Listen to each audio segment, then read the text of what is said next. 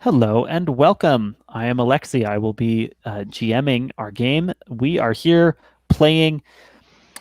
What are we playing? We're playing Magical Multiverse Tour, Iron Edda, Kaldheim Chaos, session 4 of 4. So this is the grand finale. This session was organized through the Gauntlet gaming community. You can learn all about the Gauntlet at gauntlet-rpg.com or by following them on Twitter at GauntletRPG.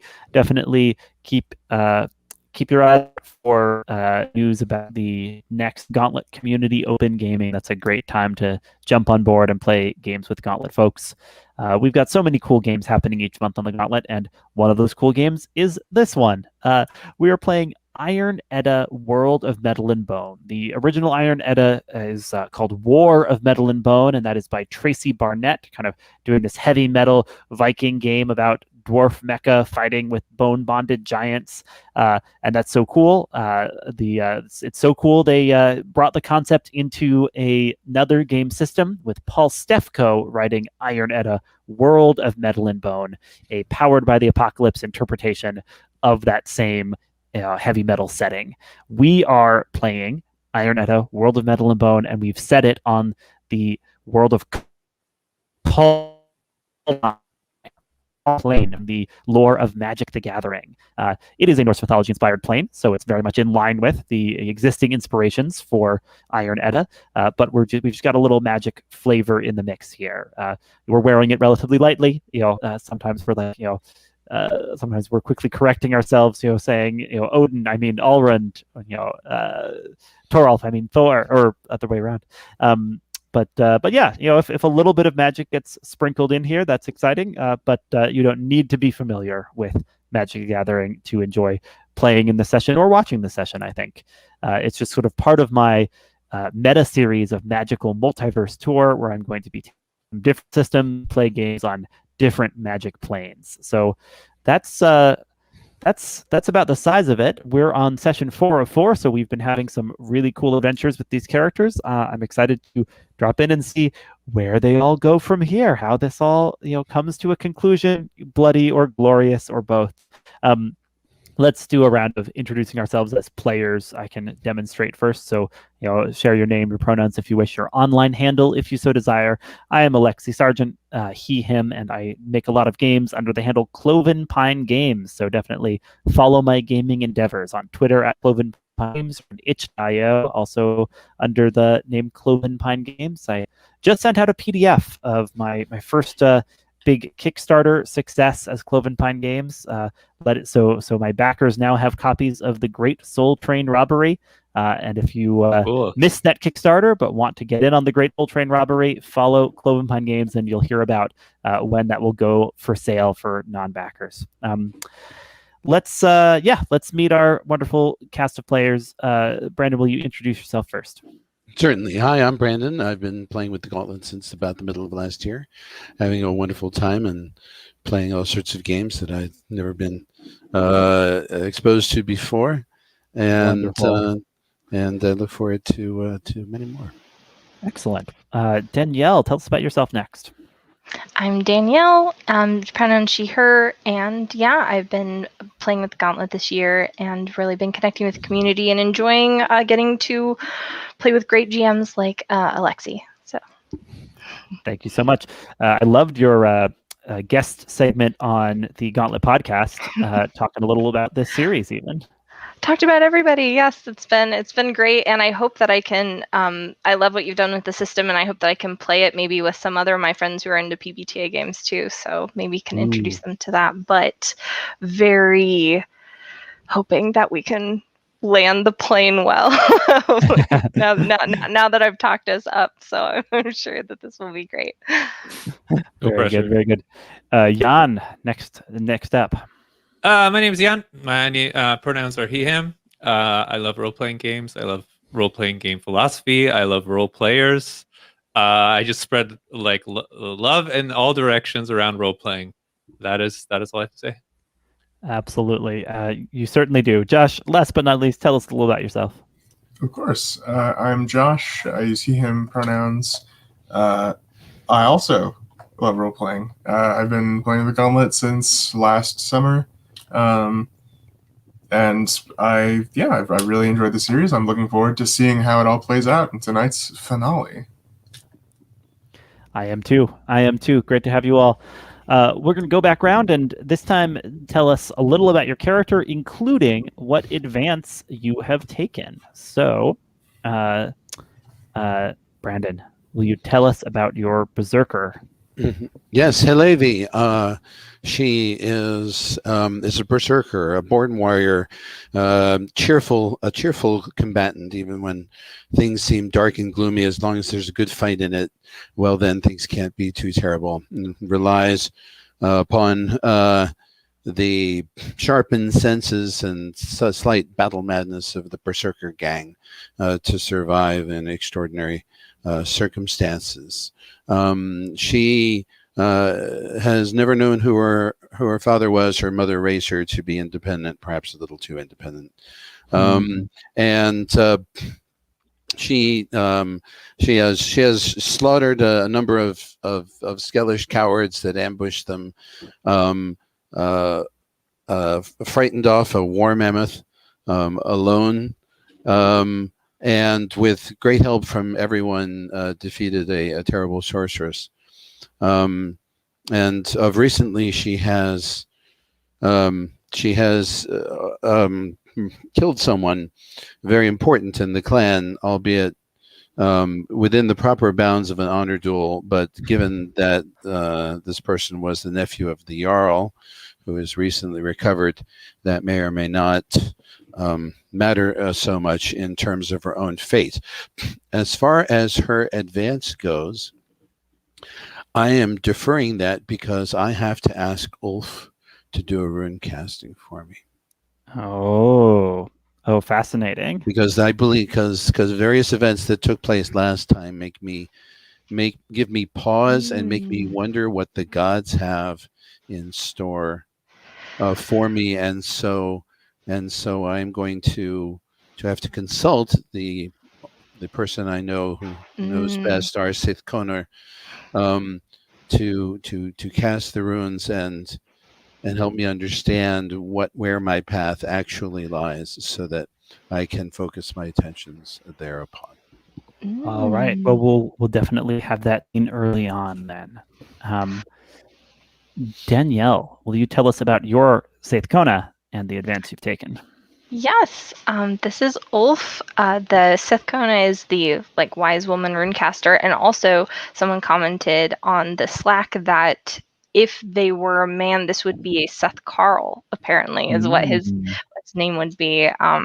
Looking at the Icelandic, which was fascinating, and I did not know that beforehand.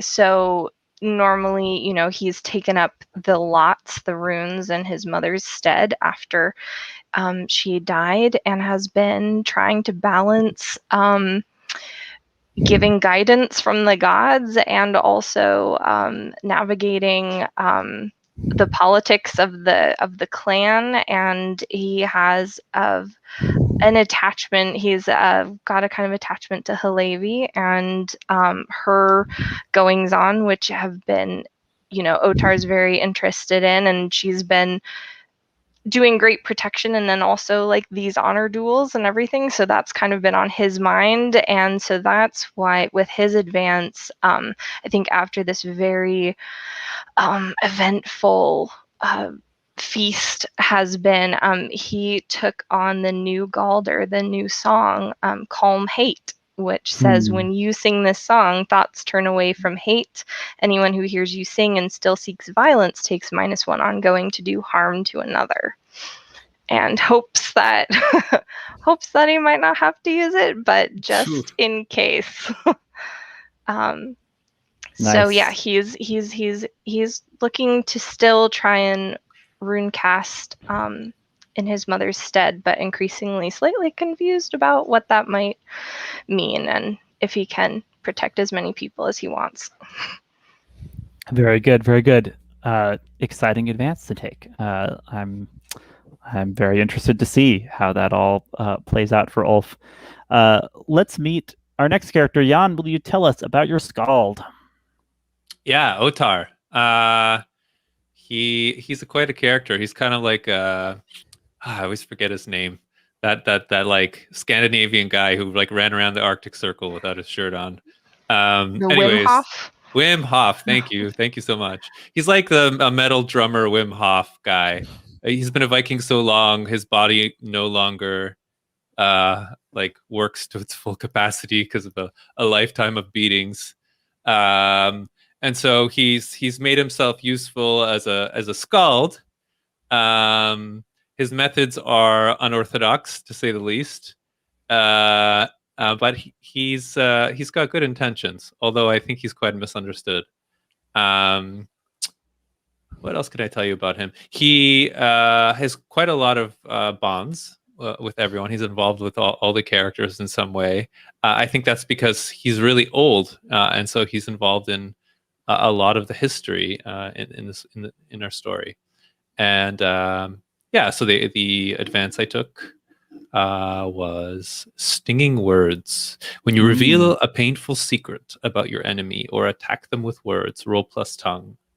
And then essentially it gives me allows me to like actually hurt them or like help an ally against that person.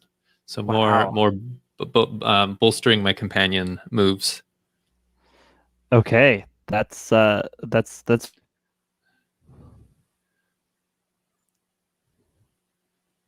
Oh, I think you're frozen, Alexi. Oh dear. Either that or he's incredibly still.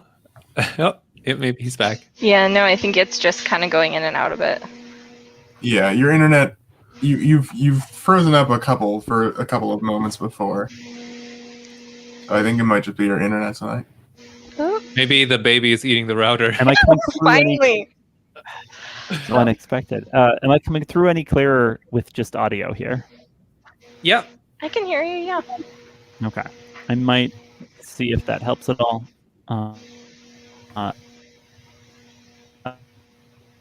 Ooh. Oh, you're getting robotic. Yeah. Just saying, I am excited.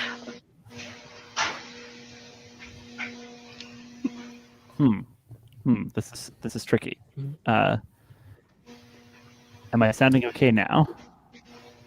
Well, now it's hard because it's hard to tell if you're just not talking Yeah. or. If I you're- mean, we heard you say, "Am I sounding okay?" But then now you're silent. Yes, I was waiting to just hear your response to that. Okay. All right. So I think You know, good and further notice. give me a heads up in the chat if I seem to be getting more robot-y or Yeah. anything. The signal is that we'll all look like a dog in headlights. We're awaiting the long-promised kaiju baby to show up. Yeah, very good. Otarr, I'm excited. I love this new move you've taken, and I'm excited to see what becomes of you this session. Let's turn to our last character. Josh, will you tell us about your Vargr? Of course. I am playing Siða. She is the Vargr, who is an outcast. She has been exiled for the accusation that she killed her brother, which clearly she did not, according in this wonderful plot twist that we've been seeing, because he's doing something with dwarves. She has come to town. She has accidentally contributed to the death of Torvald's nephew, Yeah. Wiglaf. Yeah, I didn't know if they were nephews or like cousin or whatever their deal was, but she's kind of responsible a little bit, so she's on thin ice a little bit, but she's having a great time and does not expect to be beset by the dwarves. That's some dramatic irony for us.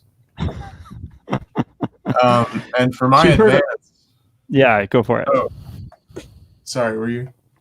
Oh, we'd heard some rumblings about the omen paths to Axgard, the realm of the dwarves. So that's like out there in the world. But I agree, Siða's not necessarily paying as much attention to that as she should. Yes, Well, although she does, she's aware that there's something up because she did find she knows that her brother was in the mountains, ? At some point to have his arm jewelry stolen.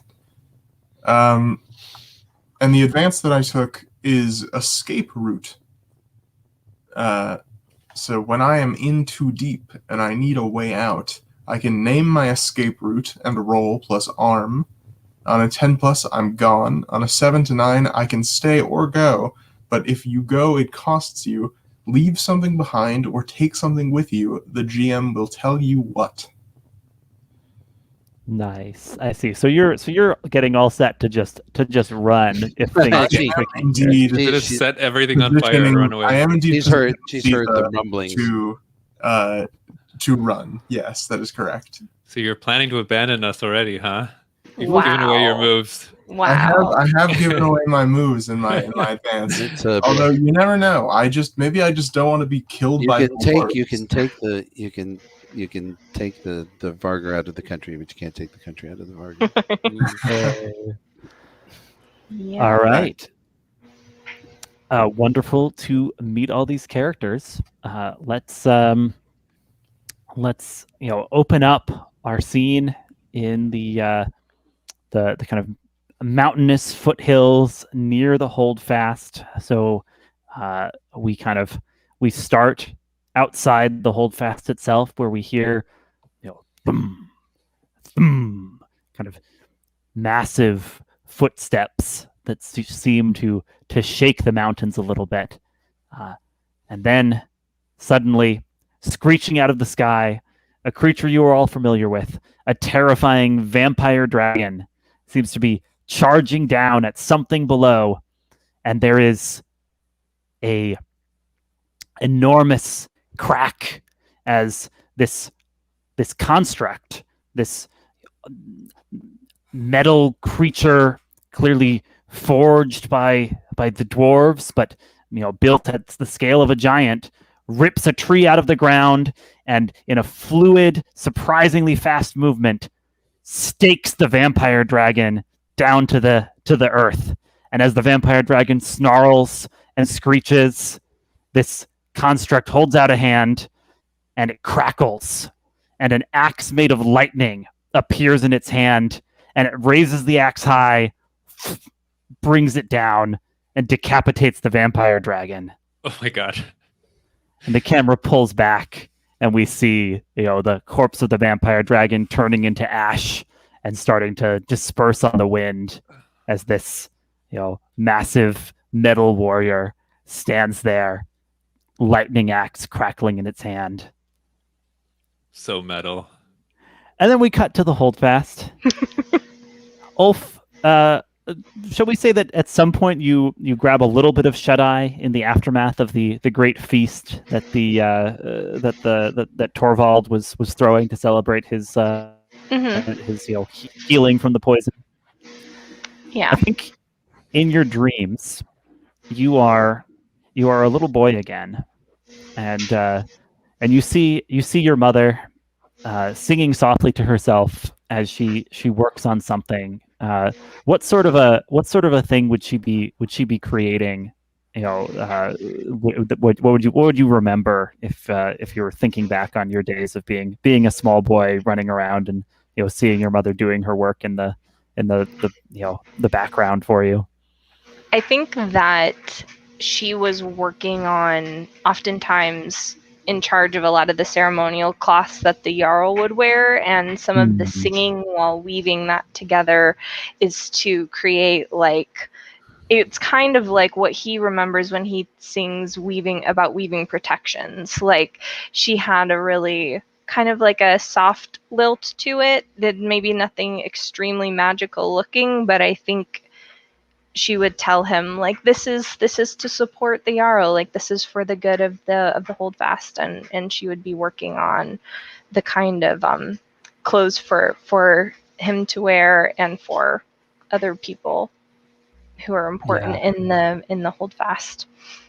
Yeah, absolutely. And so if you kind of run over in your dream and look up at what your mother is working on, she'll turn towards you, and her eyes are kind of smoking pits, as she says in a voice that sounds like way too far away. She says, "Oh, my son, you don't want to walk down the dark path I trod."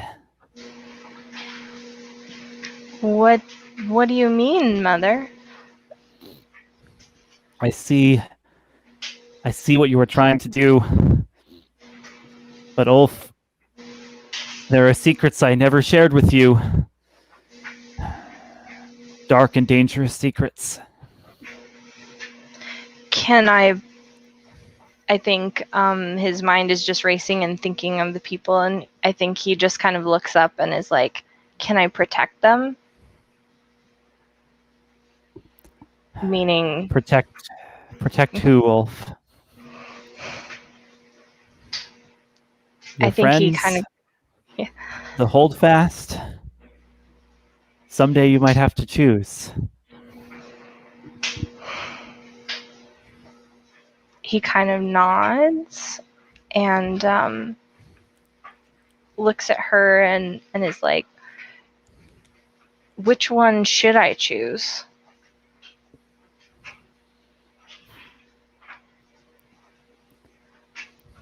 I can't make the choice for you. I chose to protect mine at the expense of the Holdfast. But now, my work has been undone. And Egon, the god of death, he demands my services in another way.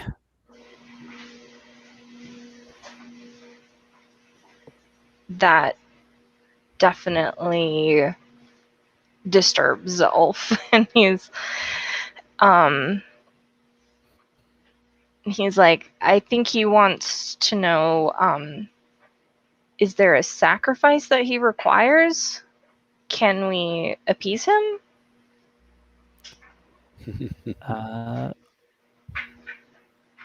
Is it possible you're discerning realities here? Oh gosh. Or speaking wisdom? Ooh, speaking wisdom would be... I guess, I think, yeah, because Ulf, they just, when he cast lots last time, he heard that Egon was not super happy. So he's aware that he's not pleased with what's going on. So I'll do... Oh boy, okay. See, that's with heart. Right, roll plus heart. All right. Okay. That's a 7, barely. All right. Very good. On a 7 to 9, the GM will tell you something interesting. It's on you to make it useful. Yeah, I think your mother kind of, gets down to one knee to be more level with you. Still like with these strange kind of smoking eyes, right? As she says,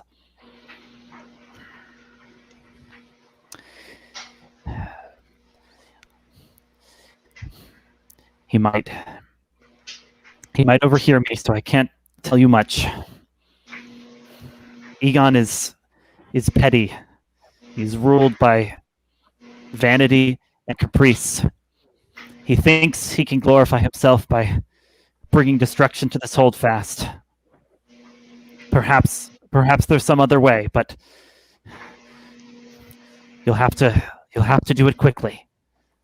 And as she says this, the dream starts to come to pieces, right? Like you find yourself kind of like blinking awake, with like just that last image of your mother, kind of impressed on your eyelids there. Does that work for you as a partial success speaking wisdom? Yep, we have a capricious god out to get us. This, as unsettling as that is, I think Ulf feels clarity about that. Like, okay, all right, if it's a god we're talking about, then maybe there's something we can do about this. Hillevi, it sounded like Yes. in the early morning you might be trying to reach out to Ulf and Yes, have the going chance to seek guidance. to roust out Ulf. Great. Yeah, Ulf, How wherever drunk it is is you've Hillevi? fallen asleep, Hillevi might be shaking you awake. Is what I'm kind of imagining here. Does that sound right? Yes. Okay. He just comes to like, what God's what? Hillevi, what? How are you here? You're not detained? Our Jarl is it is still early in the morning, and our Jarl is not an early riser. But I need your counsel. In fact, I need the counsel of the gods, and you're the only one that I know that they might speak through. So Would come. Let us go to a suitable place. And let me put my dilemma before you and Certainly. seek your assistance. Absolutely. Anytime, Hillevi. I think he's already grabbing his staff and pulling on whatever robe situation he has, and takes you probably right to the little yard area where there's probably marked out in dirt like a little ring for casting for any kind of inquiry. If this is any kind of public, I might actually, step outside the Holdfast to Allrun's Hill or something like that, or to not perhaps not to Allrun's Hill. That's too particular, but rather to a hill that is sacred to the clan. Some kind of sacred site outside of the Holdfast itself. Yeah, there's this little cliff, that looks down onto a river, a stream that flows out from the rock, and it's Founder's Rock. It is allegedly the place where the one who originally founded this Holdfast stood, and said this is a good place to settle, and so it's significant. All right, that works for me. Yeah.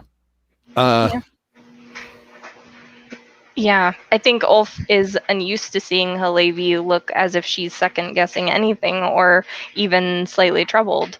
And I think he pauses as he's setting up and looks at her and is like, what can I bring before the gods for you?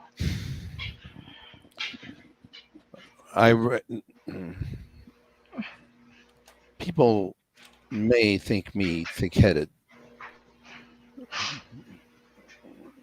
but I am not so dull in my wits that I cannot tell when a situation may turn foul on me.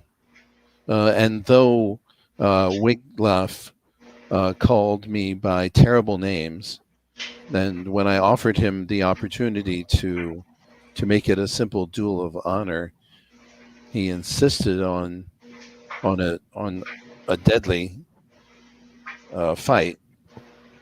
Even so, it is the Jarl's nephew, and men in power are notorious for ignoring inconvenient rules. And I have confidence that I could stand off any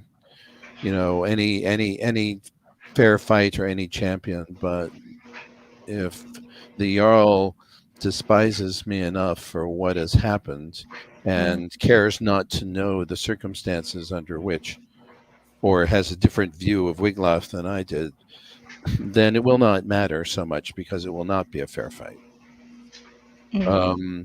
And he may simply have me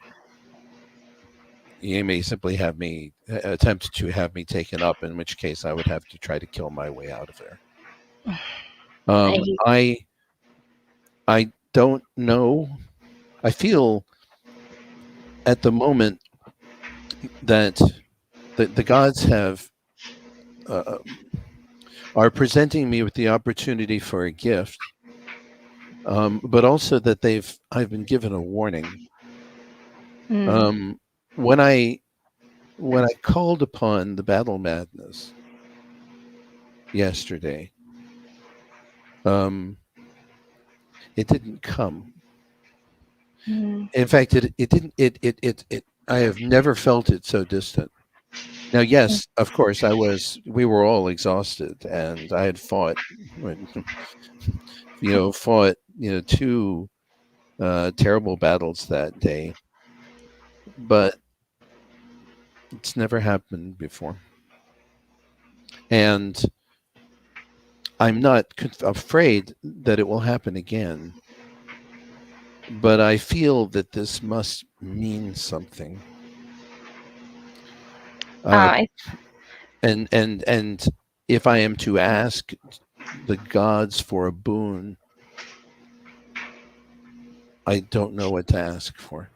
I think Ulf is nodding and listening, and he actually walks over and places a hand on her shoulder and looks in her eyes and says, "Then maybe you can tell me, Hillevi, before I ask the gods what is in your future. What is in the future you would desire? To be gifted with blood madness until you are taken up by the Valkyrie to a plane of glory? Or is there something else that you want as well? Is there any other way you could envision living in the Holdfast?" I've thought all the evening about this. Sleep did not come to me. And I know what it is that I want, which is that I want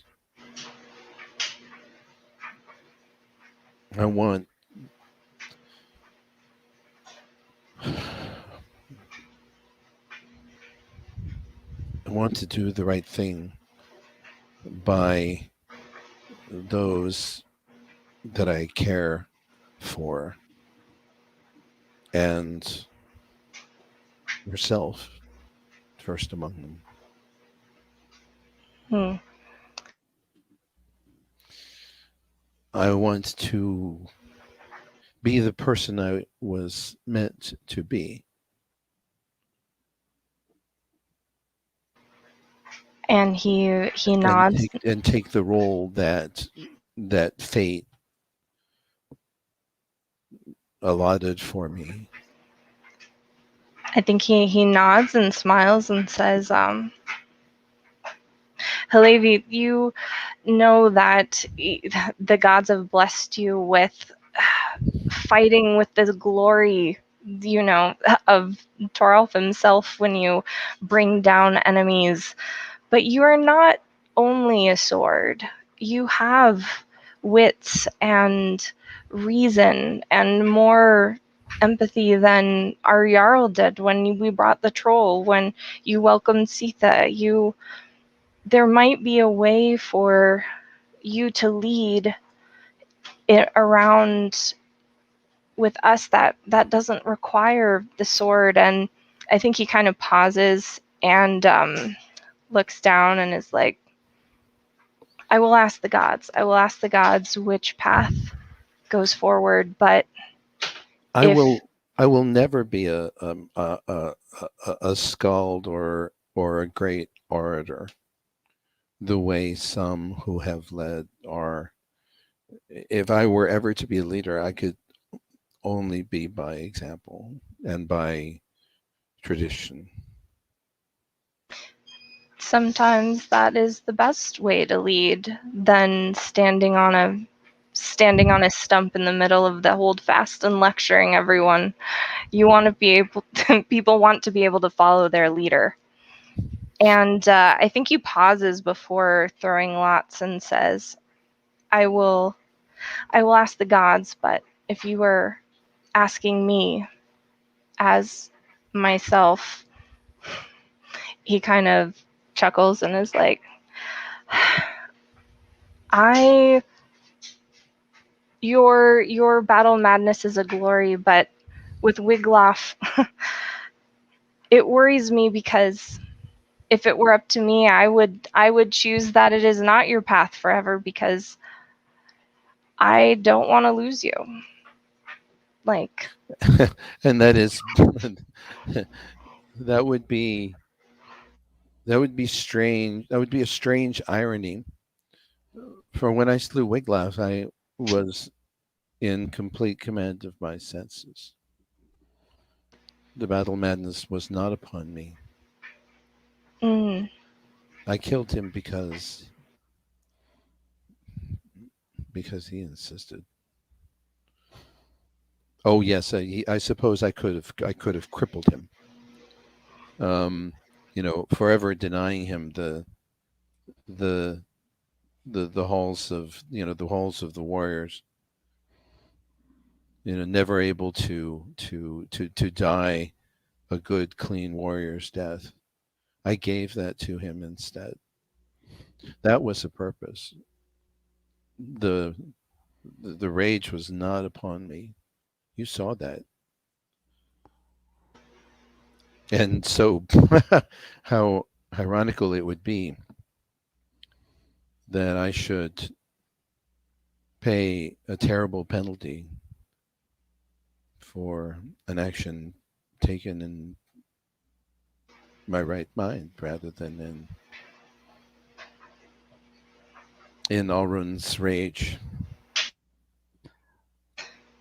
perhaps Right.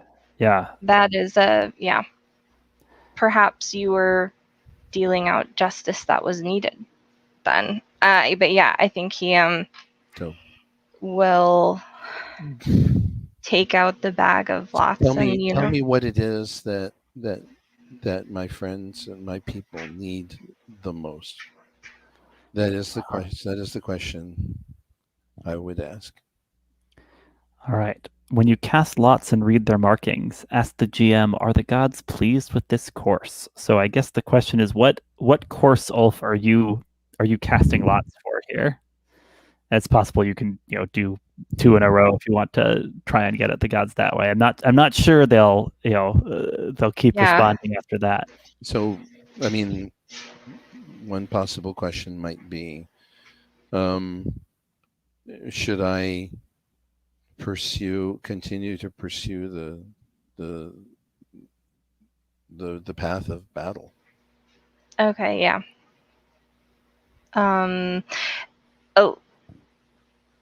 To as opposed to making peace about this recent as opposed to inner knowledge, as opposed to something else. I mean, as opposed to finding a different for Hillevi,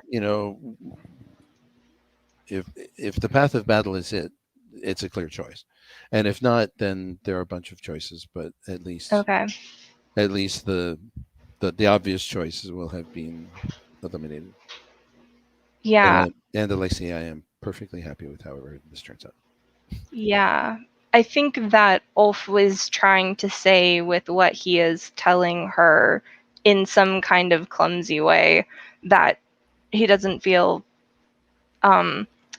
worthy enough to say, but wants to hint at enough, that he is absolutely willing to make another path somehow for her if she wants it.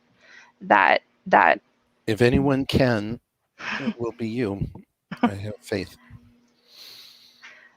Wonderful, no pressure. This is great. I think he nods and looks a lot happier at that than probably Hillevi is feeling right now.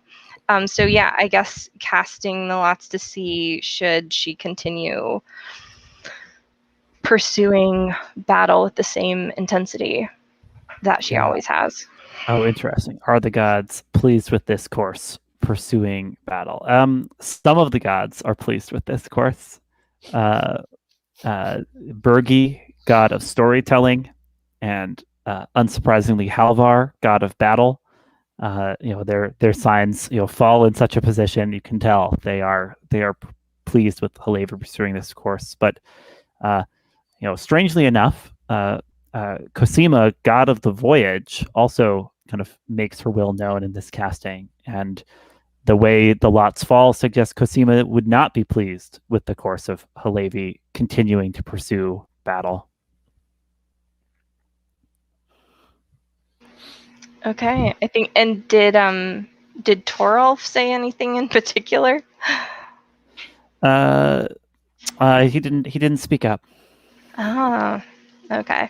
I think Ulf relays this and mentions, the god of voyages would not be pleased. But I assume that the other two are known to Hillevi as like, these are the gods you're used to interacting with the most, probably. Yeah, I feel like god of battle, god of storytelling. That's definitely in line with some of Hillevi's values, wouldn't you say? Absolutely. And True does say that the god of fury, though, is silent.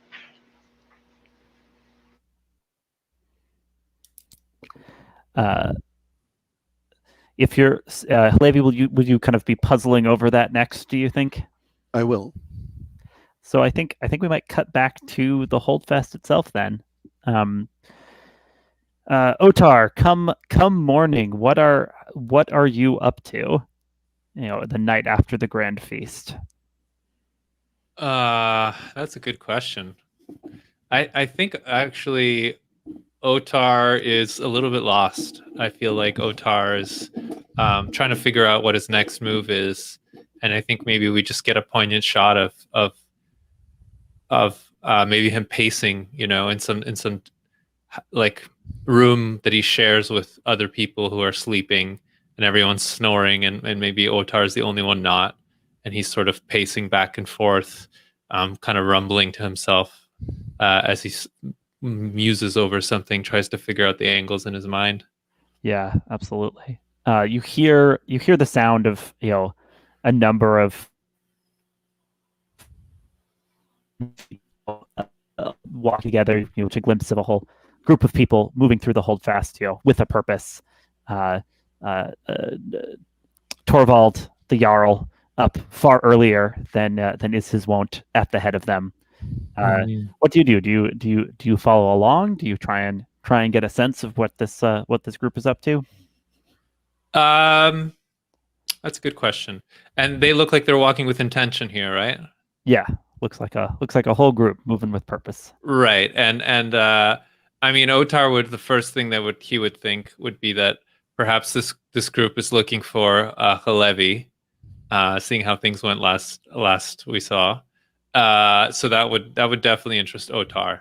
So I think at this moment, Otarr isn't going to intervene, but he's totally going to grab his spear, throw it around his back, tuck his drumsticks into his shorts, and follow behind them at enough of a distance to not make it all the way obvious that he's doing so, but close enough that he's able to intervene if the proverbial Viking shit hits the fan. Indeed. All right. So you are following behind the group that Torvald is leading. As you do this, you're joined by your troll blood sibling Ursa, who says, "Otarr, blood brother, what are the humans doing up so early after their night of such raucous revelry?" Yeah, and I say, sorry, what's the troll's name again? I've already forgotten. Ursa, right? Yeah. So, and I say to Ursa, and as I've sworn to defend you, you should know that following me where I go now puts you in danger. But if I stay here and you go there, who will defend me? Can't argue with that. So I guess I'm like looking around. I'm like, how do I make this troll not stand out? You know, Looking for some sort of disguise. yeah. I'm like, this is just like, I'm like, all right. You're You going know, I very guess we're light. not going to be inconspicuous at this point. So yeah, I think maybe I put my arm around them and then maybe just like play the drunken fool. Like maybe we've partied all night, and I start singing and I wink at Ursa, and yeah, I belt out Viking drunk songs, kind of following behind. And maybe I'm like, as I'm following behind, I'm also praising praising our leader, our fearless leader, in a half mocking, half serious, kind of hard to discern sort of way. Interesting. So your plan here is to like make you and the troll seem less perhaps Yeah, dangerous by seeming very inebriated. yeah, I mean, like, as far as I can tell, there's just no way that I'm going to be able to follow behind these people without this troll and I standing out. So that the idea is, if we're going to stand out, let's stand out for reasons that are don't bespeak ulterior motive, right? We're just kind of drunken buffoons, is what I'm going for here. All right, interesting, very interesting. Siða, you hear the sound of Otarr singing loud Viking drinking songs, in a affected slur, as and kind of a troll kind of half-heartedly trying to pick up the choruses with her deep rumbling voice. I don't know where you have found yourself in the aftermath of the feasting, but we'll say wherever you are, you hear this song. Yeah, I think that Siva is, she's recovering. It was a long night.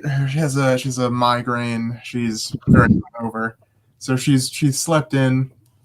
Got a nice breakfast. Taking it easy. And when she sees this, I don't think that Ursa has gone out often in the Holdfast, right? So very, very intriguing. She is going to watch them go on by, see if and then probably go out actually and follow them. Got it. Okay, so we've got kind of a procession going of Thorvald and his people, followed by Otarr and the troll singing drunkenly, followed by Siða keeping The hated track. outsider, a total line of inconspicuous parade. Yeah, Yes. yeah, absolutely. Great. Yeah, so at Founder's Rock, Hillevi, Ulf, you see, like coming resolutely towards you from the Holdfast is a group of warriors headed up by Thorvald the Jarl, who calls out, "Hillevi, step down from that sacred space. I would have words with you." I am ready. And Ulf stands slightly in front and is like, as this is sacred, no blood should be spilled on this spot. I hope your words are of reason. That's why he's asking me to step down.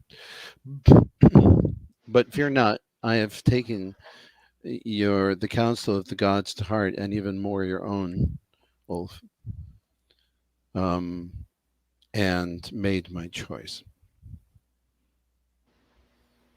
Now we will see what fate has in mind for me. And what choice do you speak of, Berserker?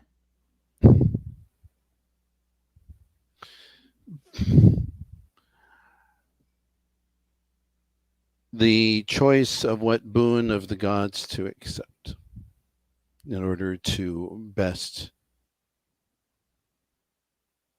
serve my people and those who depend upon me. So is this out of character? Is this your advance that you've now decided on? It is my Oh, advance. great. It's +1 heart.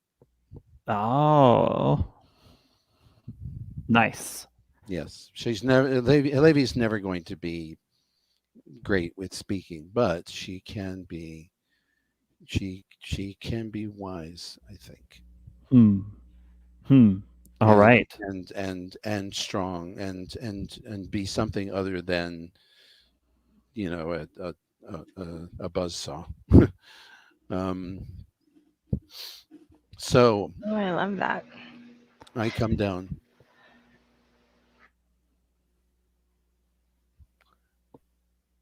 Here I am, O Jarl. I gave you my felicitations on your swift recovery last night,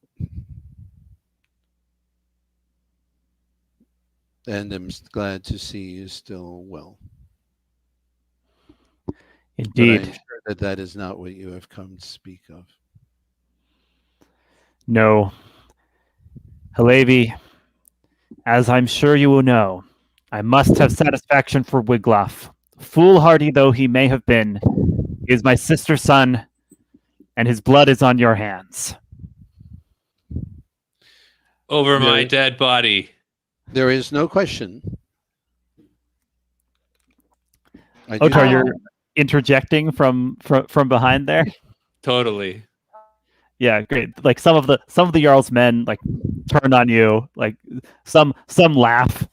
Seeing you, apparently drunk and inserting yourself into the situation.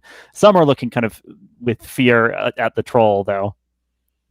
Yeah, and I like stand straight, and I sort of, as much as I can, give off the aspect of someone who's stone cold sober and very serious, and I take my spear off my back to sort of punctuate that.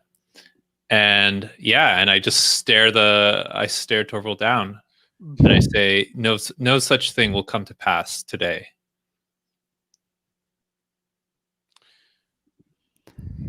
Interesting.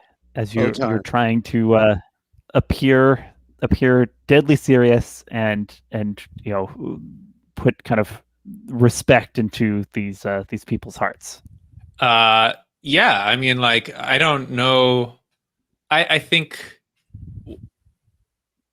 I don't know that I'm like, maybe you can decide, Alexi, if I'm making a move here, but this is just Otarr straight up just communicating that he's whose side he's on. He's getting in the way if need be. I'm very interested in letting the dice have something to say about how this goes. Sure. Might be defy danger. Yeah, maybe defy danger. Maybe defy danger with. I mean, it sounds like arm, right? Like it sounds like it's a show of force. It sounds like you're standing strong. Might also be through mental fortitude. I'd make an argument for that. Yeah. Pull out your spear. Well, I haven't used it, right? I'm just standing firm and resolved. Let's see how it goes if you roll plus arm. Okay, sure. All right. Let's do it. All right. I am willing to aid if things go sideways. All right. My arm has been damaged over the years. So let's hope for the best. Oh, I put 1 instead of -1 by accident, so subtract 2 from this roll. So that's a 6. Wait, can I help? Yes. Yeah. Tell me, Ulf, how you are helping. I think that he would stand forth and be like, no, let him speak. He has wisdom to impart, or something like that. Like showing that, like backing up on Otar's side. Okay, so you're helping Otarr by saying people should in fact listen to him. Or at Yes. least not. Or Yeah, at least not kill him. Yeah, if it's that, then he could also be like, he could Right. also say, you know, I saw him, I saw him beat a dead man who was already, you know, I saw him, Beat a confession out of a dead man. Actually, yeah, beat a confession out of a dead man, exactly. if I may offer, it'd be perfectly Viking to try and get people to laugh. And you know, and treat this as, you know, oh, you know, treat this lightly rather than as, you know, a serious challenge. Oh, interesting. To try, in other words, diffuse the thing by, you know, it's like, oh, you know, Yeah. you still. But would that be you helping still- me, or would that be still- hindering I- me? it would be I helping. do feel like that goes against what Otarr was going. Like Otar's intention is make people take him seriously. So to aid him, you would have to you know, abet that cause, I'd say.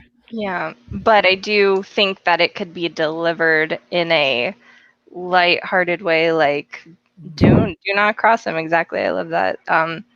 He did beat a confession out of a dead man, so Really good. All right, you got a bond with Otarr. So you can roll +1 to aid him.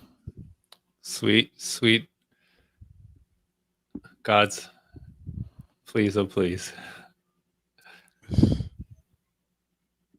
Oh,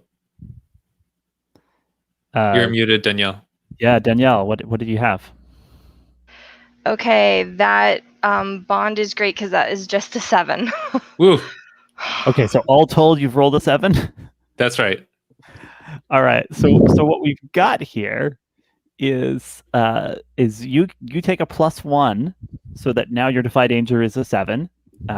You stumble, hesitate, or flinch. I will offer you a worse outcome, a hard bargain, or an ugly choice. Perfect. And Ulf has a 7.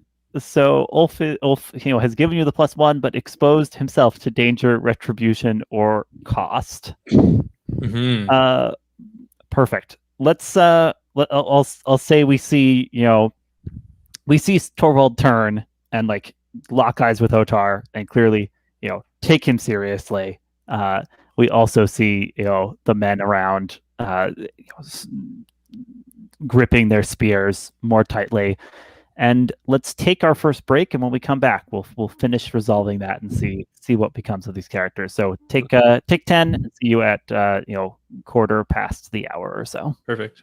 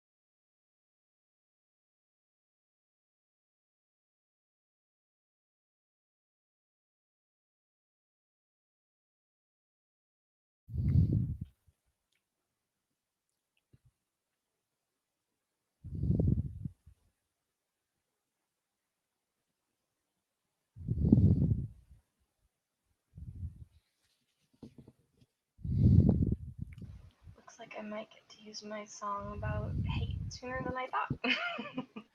Oh, your microphone. Yeah. Headset life. Nice. That was a really cool scene with Hillevi and Ulf.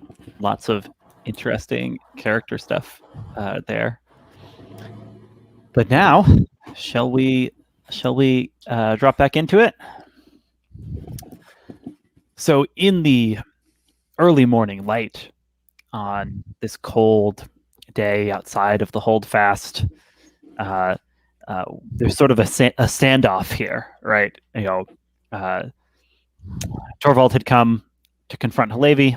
Hillevi seems to be ready to treat with him in some way, but then Otarr has stepped in, has demanded the attention of all be on him. There's a stare exchanged between Otarr and Torvald, the old Jarl staring at the old Skald, and behind Otarr, his troll blood sister yawns because to her all of this human politicking is not necessarily of interest. And as she yawns, one of Torvald's men yells, "Look out! It's going to eat us!" and flings a spear at Ursa, the troll. Otarr, you have but a moment. Yeah, I'm totally getting in front of it. I All have right. to. So you're taking the hard choice of taking a spear for Ursa the troll. I mean, it's not a hard choice. It's not even a choice. It's an automatic reaction. All right, go ahead and mark a wound for that. Sure. And tell us which one. Yeah, so I marked a wound to lend weight to the story. So where are you catching the spear exactly? That's a good question. I think I'm catching the spear. I want to make this dramatic. I feel like it goes through my forearm. Oh wow! Yeah. I think I don't get my. I'm not. We've established that I'm sort of a busted person, so I don't think I'm known for my speed. So I think I managed to just stick an arm out and have it go through. Nice. So it's like quivering to a stop, like an inch away from Ursa herself. Yeah. And Ulf, you had stepped in to back up Otarr here, which you do successfully, right? Like everyone's taking him seriously now. Perhaps even more so with the spear sticking out of him. But I'm gonna justify this by saying that you might otherwise have had your wits about you and been able to fend off the spiritual attack you experience, as there's a wave of the sense of death just crashing over you, as if the the gates of Istfell are open, as if somewhere off, a little ways past the Holdfast, something terrible is surging, and you, as someone attuned to magic and the runes, can feel it. Let me see. I'm just you know what? I'm gonna ask you to defy danger or take a wound from this kind of spiritual force surging over you. Yeah, I think so. If I'm defying danger, I think seeing this violence break out, and this sudden wave of death, I think he will plant his staff and lean in to kind of like pray and try and bring the, as it lights up, to try and resist this through is that mental fortitude? Is that what I think that sounds like mental fortitude to me. Yeah, I think that these things feel connected to him. Like, I think he thinks that this is clarifying for him. Like, this unlocking of death elsewhere is causing everyone to think of nothing but death here. Ooh boy. That's an 8. Okay. All right. You stumble, hesitate, or flinch. The gem roll for you a worse outcome, hard bargain, or ugly choice. Yeah, I think you can. I think you can kind of, wrest control of yourself back, but it will take a. Or you can kind of ride the wave of this, in which case you'll mark a wound as this corruption damages your spirit, but you'll be able to quickly have your feet under you and your wits about you. So, okay, and the first choice was what? Versus health are the choices. Yeah, right. Oh, okay. So I will be tied up. Yeah, I think I'm gonna mark a wound. With the pain must not distract me. Oh, that's so perfect. Wow. Do you stagger slightly? Yeah, I think. Oh yeah. This is definitely somewhat visible to people around, I'd say. Wolf, what is happening? I think he murmurs, the god of death is displeased. He is capricious and pushing against us. Where? I think he smiles a little bit and gesticulates everywhere but nods toward the men and says, I think we are not unafflicted by this oppression. I think he would speak up and say to try and call a truce. I'm wondering if he can sing the calming hate song here. Let me act. Okay. If I may, because I haven't actually had a chance to respond to this. Oh, I'm wondering what Siða's up to, because Siða's in the scene too, right? Siða is observing, I believe. Siða is observing. Siða, I don't think that Siða would interject in this conflict. Is kind of the problem. Yeah. All right, we'll come back to Siða. Don't worry. I definitely want to see what Hillevi does, and then I'm totally open if the situation warrants for Ulf to sing Balder. Totally. But yeah, I think he's everywhere, but then gesticulates that it is affecting. Okay, well, I'm going to try. I'm going to say, Jarl Torvald. First, control your men. Second, there is a worse danger than this now, and we must face it. Something threatens the Holdfast, and I'm going to try to speak wisdom. And I'm going to help. Okay, Otarr, you're thinking probably you're going to roll help as Hillevi makes this roll. Yeah, I think I'll say something to the tune of, listen to Hillevi and get used to it, because she will be your future queen. Wow. Well, we'll see if that helps. Hillevi, roll plus heart for speak wisdom. I have an 8. Nice. I will tell you something interesting. It's on you to make it useful. Can I bump this up, because I have 2 things with Hillevi? You do have the bonds with her. I think even on a 10+, you only give it a +1 unless you have something special as the scald for this. Oh, that's a good. So yeah, I don't know if there's anything that gives +2. I think the best I can do is +1, right? Or can I stack things like? Oh, interesting. Here's the thing.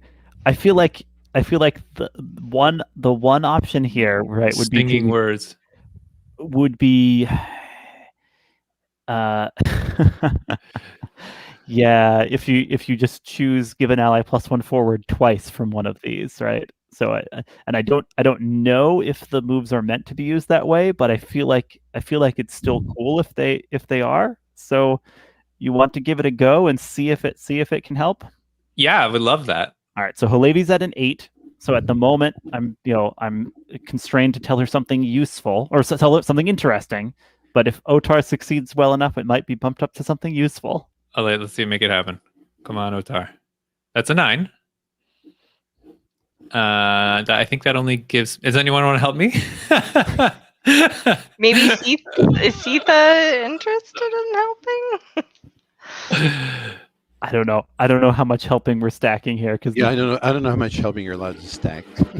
Otarr, you're stinging words, and I feel like indeed you've hit stinging words by saying listen to Hillevi and get used to it. She's going to be the queen, because that's not something Torvald was expecting to hear.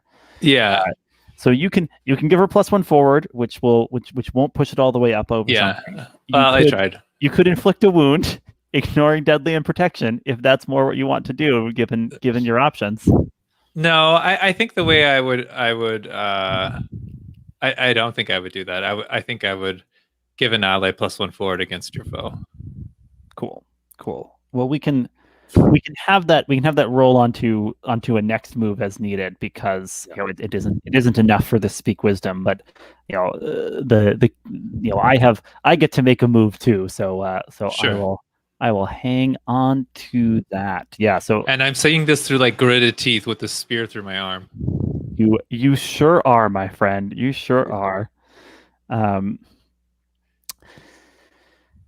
Hillevi, here's what I'll tell you. Something interesting. You recall that Torvald, when he was lying in the throes of poison, most regretted the lack of a chance for a glorious death. And it's clear that with his strength back, he's still seeking some way to die gloriously in battle, rather than wasting away on the home front. What do you do? There's murmuring in the ranks. Certainly the man who threw the spear at the troll is looking sheepish, as Otarr has intercepted it, and Torvald has not said attack the troll or anything. In fact, he gives a nod of respect towards Ursa. But then he looks between Otarr, Hillevi. He says, "What is this foe you speak of?" I know not, but I am going to go seek them now. Either fight me or fight them at my side. Because I feel it in my bones that a threat to the Holdfast is nigh. Choose. Either way may give you your glorious death.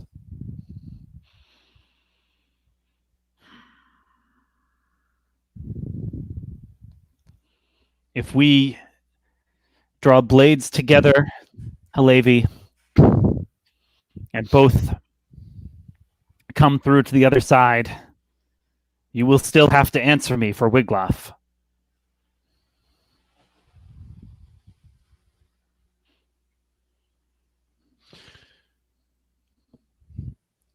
I have answered for Wiglaf already. In the coin that Wiglaf demanded. Wiglaf called me coward and bastard before witnesses and refused my offer of an honor fight, desiring one to be deadly. And why? Because I had accepted an outsider. So if that is the rock that you wish to die on, then by all means come. And I put in from behind, you see, she schools you on the laws. And we will see, and let the fates choose. But if not, then follow me, for there is a worse threat.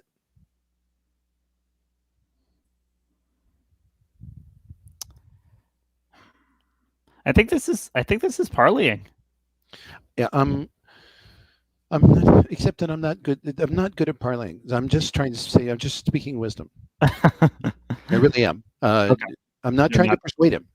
It's like, if he wants to come at me, he can come at me. I'm just laying the choice out before him. Okay, fair enough. So I'm not trying to tell him you should do this.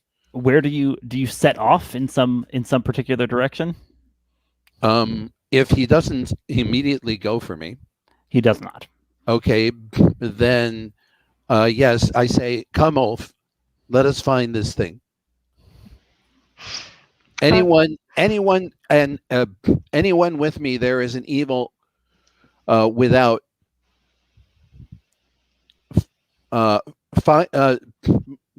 Spread out and find it, and when you have, give a cry,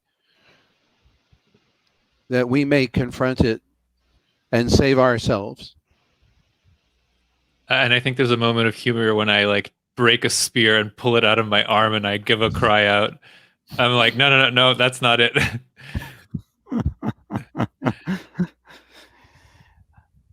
Very nice. So essentially, Hillevi, you're kind of instructing people to do like a dragnet.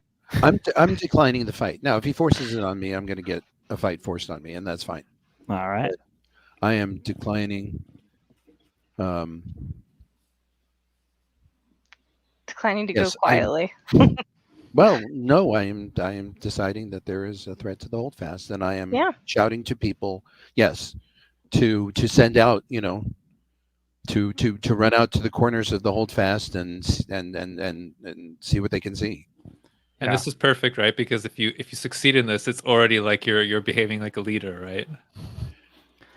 Yeah. You're probably thinking that, Otarr, as you join in the group fanning out, looking for things.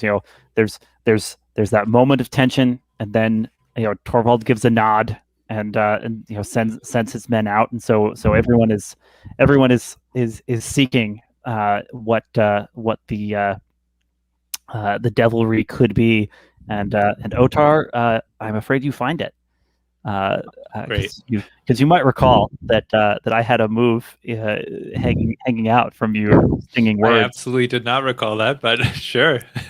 Yeah. So Otarr, you're kind of keeping your eyes peeled, hoping to make sure that this instance of Hillevi acting as a leader can be a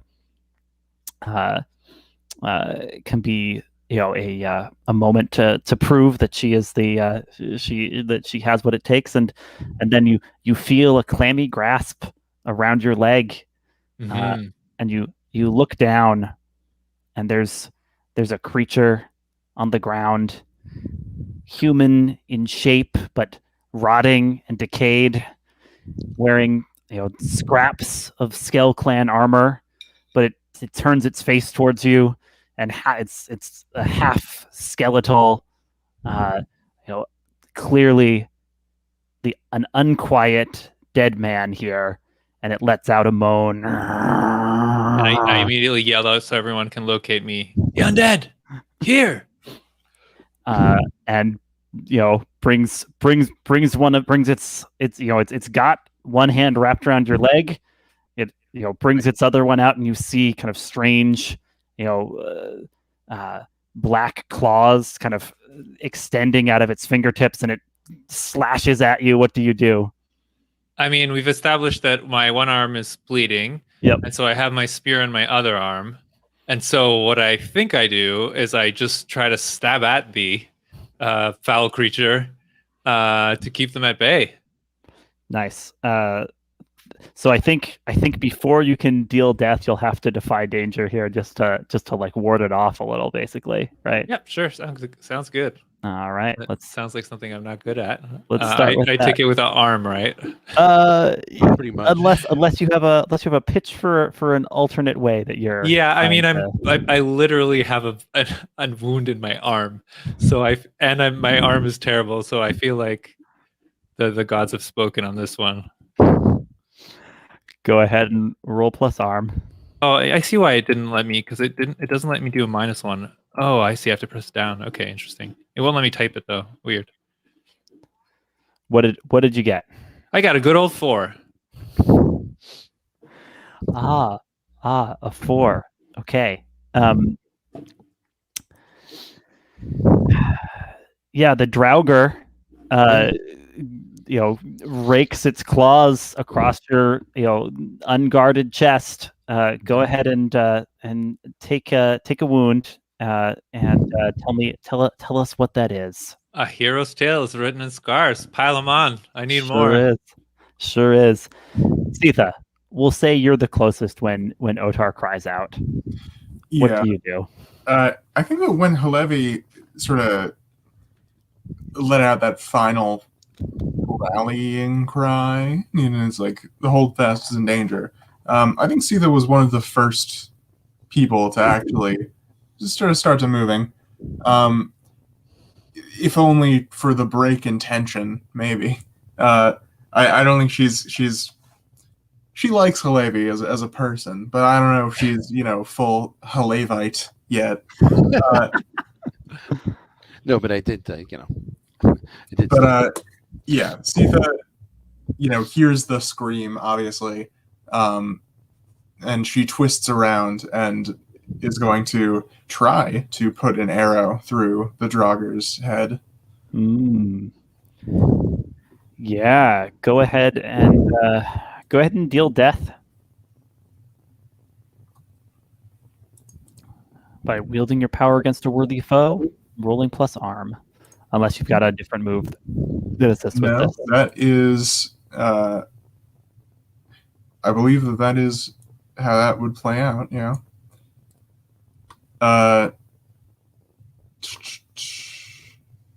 My arm is 0. And that is a 6. Oh no. Can I help? You're kind of being killed. How do you help Siða, strike this creature that has just taken a big clawful of your flesh? I think it's just battle positioning. I think I'm aware that Siða has followed, and we've established that Otarr has seen a lot of battle, and we also established that Otarr knows that he's not the best at battling. So I feel with that sort of situational awareness that he would attempt to position himself in such a way as to open up a flank for Siða, right? Like he's always trying to find a way to help his companions rather than to engage the foe. Like this is the first time we've even seen Otarr engage a foe, really. Yeah. Okay. Go ahead and roll plus your bond with Siða, which is 2. You've got 2 Siða bonds here. Sure do. Whether Siða knows it or not, Otarr is involved. I know. Hey. And that comes to a 9? Yep. Mm-hmm. Okay, so Otarr, you give her a +1, but you also expose yourself to danger, retribution, or cost. Perfect. Perfect. Yeah, perfect. Poor Otarr. So Siða, you put an arrow through the head of this Draugr, and like the corpse like body shudders and it kind of collapses. But kind of at that point you realize that several Draugr have crept up near you, right? They look like they're all like fallen scale warriors, but some look more freshly dead, and some are almost like decayed into skeletons. As you're getting ready to notch another arrow, one of them gives a wild swing and clips your shoulder. Go ahead and mark a wound for that. Of course. I will take. I've had worse. This was a glancing blow. So Siða has to sort of readjust, but she manages to not succumb to this Draugr at least. And while she's dodging it, trying to get more good shots off. Yeah, absolutely.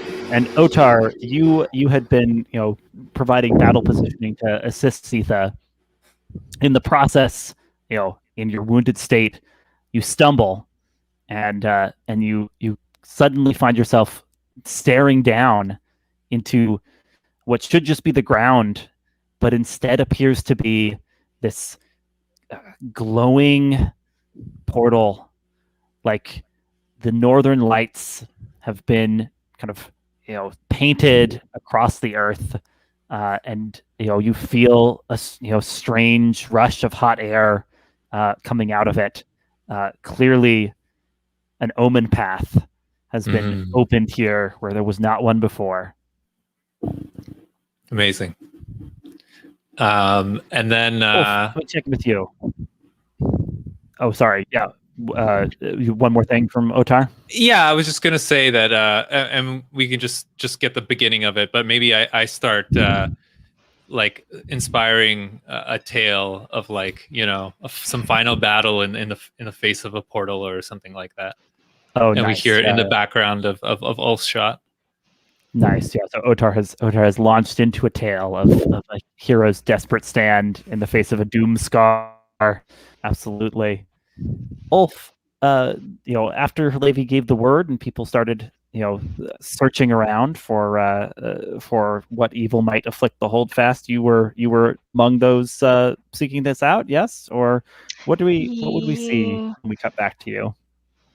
Yes, I think he is torn between seeking it out and kind of like trying to sense where the evil is coming from, or people are getting hurt as well. So I think his mind might be in giving people protection, starting to maybe weave protections for people before these Whom things. do you want to weave protections for, Ulf? Oh boy. Let's see. Hillevi. Like, yeah, Hillevi. I mean, he would definitely do that, but he knows that like this is her thing as well, and like Siða's already taken an arm, and Otarr is so banged up right now. Otar's prepared to die.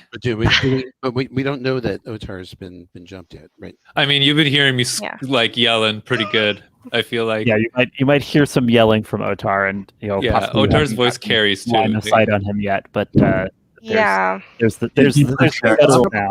I'm just thinking that Hillevi is probably with Ulf because she believes that Ulf can find the source of this poison, having been affected by it, that it announced itself to you, and so therefore you can sniff it out. Especially with there being this kind of undead, I was wondering if he could carve like a rune of banishment to either like affect an area or create like a zone or something to or a rune of direction to show us where where is the enemy, something. Fascinating idea. So rather than weave protections, Ulf's first thought here is a rune of some sort. What rune specifically, Ulf? And this is before, because like just to clarify, you said the omen path was opened up right in front of us, or Otarr found an omen path. It's like at this point it's like the size of a large puddle or something. Perhaps it will grow bigger, but it's not like necessarily visible for everyone yet. That's kind of what I'm picturing here. Okay. I think that he's thinking to push back on this wave of death, and he wants something to push back against this undead presence. But if Hillevi is the one saying like I need to know where exactly, then he might change that up. It depends. But yeah, I think I'll go with the banishment to nice, to kind of like keep an area safe, because it seems like the battle is coming to us. I'm wondering if that is part of it. So yeah, absolutely. So what you want the magic to do is to banish the undead from a certain area. Yeah.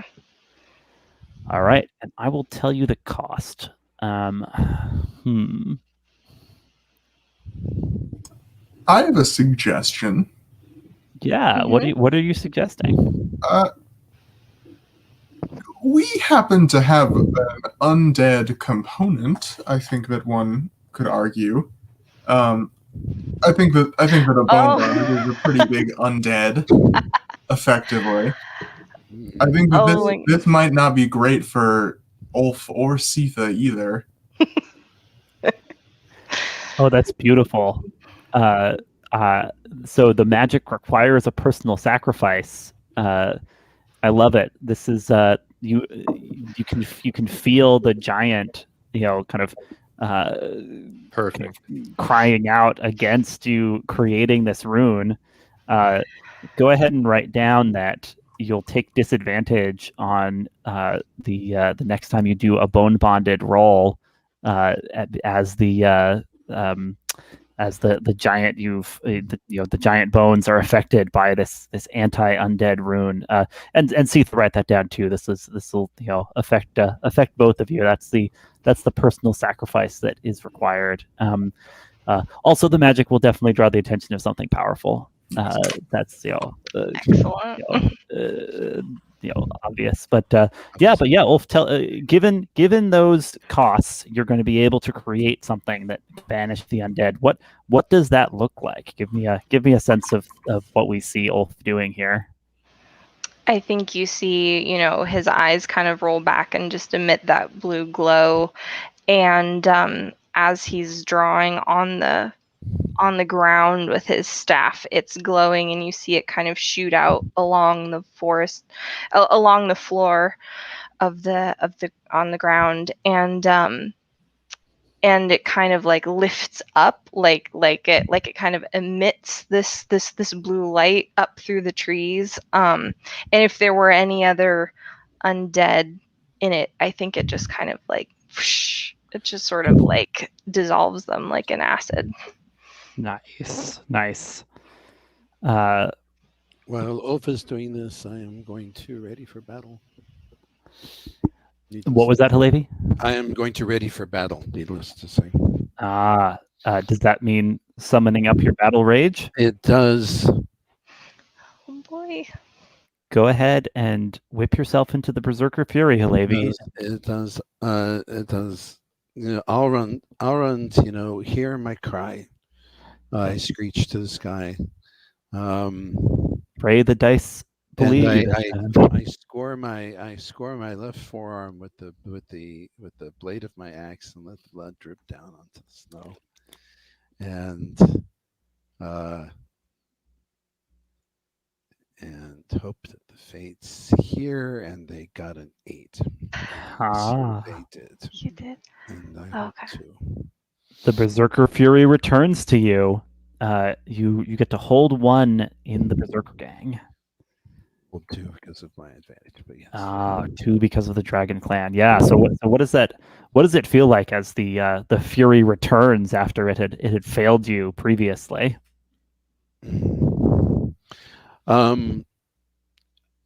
It feel Alron clearly thinks this is worthy, and I was right. That this is a threat. And so even before I hear Otarr's cry, I know that there is a deadly foe here to fight. Yeah, absolutely. And I think Ulf, am I right that the sense is that this rune protects a kind of a certain area, perhaps an area all around the Founder's Rock? Beautiful. Yeah, I figured you would define whichever area made the most sense for that. Because I'm not exactly sure how far everybody is apart from each other, but I'm hoping it gets up to where this Omen Path is, maybe. Or yeah, maybe it's just gets the PCs all together. Sure. Yeah, and the Draugr that were surrounding you, Siða, they kind of like fall and crumble away, but you also feel inside of you something twist and screech as your connection to the giant is hurt by this rune as well. And Hillevi, as you're kind of entering this frenzy, you see Sigrid leading a number of warriors from the Holdfast. She's headed towards you. She's saying, The dead are attacking. What devilry is this? Hillevi, stand with us against them. And I yell out, am I within, like, can I hear this? Can I see this? Or And I say the Draugr. If they have come, then we must find their source, or else they will never cease. This we know. Fantastic. And I hear Otarr. Yeah. And you hear Otarr yelling. And I charge after Otar's voice. Beautiful. This is good a source of enemies as anything. Yeah. Otarr, you see Hillevi come Otarr, charging don't over. die yet. I'm coming. yeah, and I'm like all scarred up and like mangled, and I think I'm yelling, and maybe I was distant enough that you guys missed that, and I'm running towards you, and I'm just like, yeah, maybe Ursa's following beside me, and then maybe we see like a bunch of terrible creatures, and I'm just like, run, and then I think I see Sigrid, and I yell quite the opposite, which is to me. Yeah, warriors to me, and let us strike them down. Yeah, and then I before they have organized themselves, burst into supportive skaldic background metal awesomeness. You guys like crossing paths. No, my drums are gone, and actually I had an idea for that. But yeah. I don't want to. I want to let Hillevi do their thing. I guess it makes sense that I would. I don't know. You let me know, Alexi, what order we should do this in. I mean, we're just kind of establishing the like chaos of the whole field here, right? It's like people are running hither and yon. Hillevi, you're trying to gather people behind you. It sounds like. Well, yeah, I'm yes, by virtue of screaming and charging and waving my axe. So and you've got some people following you. You seem to know what you're doing. I want more people. I want to hype up. I want to be Hillevi's hype man. Okay. Do you have a Otarr? Where are they? Yeah, and then I mean, do we see a bunch of Duergar just like, or Duergar? I don't know how to pronounce it. Just like running behind me, or with respect to me. Like, is it obvious? I think so. At this point, Ulf has created this rune that leaves this field of protection. So I think after like some of the ones that were near you kind of fall, instead what we see is a bunch of them like massing just outside the range of this rune, right? Like right. There's a whole kind of horde starting to coalesce. Yeah. Yeah. Okay. So because the scene I had in my mind was that like the wounds that I've sustained sort of like beckon is like a lure, and so I imagine myself running into the field of this magic, being chased by these creatures. That's beautiful. Yeah. There's at least one just kind of like pulling itself along the ground, trying to get at you, even as parts of its body are dissolving. And I think just as Levy's like, where are they? I'm just like, I see where they are there. And maybe you just see them crest like over like some light sort of gully behind me, and they're right there. And we see how many of them, and they're huge, and there are a lot of them, right? And getting more. Yes. It is going from a swarm to a horde. Otarr, do you know anything about where these have come from? Yeah, and that's a good question. So I would like, if it's possible, to. I'm going to get a straight answer out of you if I have to bang your head against. Yeah, the sorry, no, that's me in player saying that's a good question, not Otarr. I think it was probably the Omen Path thing that opened up by you. Yeah, no, I realize, but I because I sort of positioned myself that I started singing, so I'm just trying to. I think what I want to do is I want to weave the answer into song. Answering in song, so you can roll Yeah. inspiring tales. Yeah, exactly, and also because I want Hillevi. Like I said, I want to be Hillevi's hype man. So I want to inspire. I want to answer. I want to inspire and do whatever I can. And then the idea I had here, and stop me if this is not possible, Alexi. All right. But the idea I had is also I wanted to work in Ulf's relationship, my relationship with Ulf, and say that perhaps Freya taught me some kind of like blood magic or something along those lines, and that in order to do more than I would normally be able to do in my magic, like maybe give an extra plus, is to take my drumsticks, beat them on myself as a way of sustaining damage in order to boost my magic. And I also think that probably I work in some kind of melody that would be meaningful to Ulf, sort of alluding to the fact that this is has to do with them with her mother, with his mother. So tying everything together, I'm trying. Otarr is telling an inspiring story accompanied by music he's wrung from his own broken body. Yeah. I'm game for a bizarre pitch like this. Okay, great. It sounds like maybe you're taking an additional wound to roll with an additional +1. It'll be hard to sing with a broken rib. Oh no! You're gonna try. Sure am. Gosh, dang it! I like how beaten up Otarr has gotten over the course of these sessions. Go ahead and yeah. So also, I'd like to fictionally say that in order to do this, I have to drop my spear because I only have one free hand. So I think I throw my spear to the ground, grab my drumstick, and just start whacking myself on the chest and using my own rib cage as a drum. And I want to answer Hillevi, and I also want to hype up these guys to follow Hillevi. I want Hillevi to be the star of the show here. Roll plus tongue.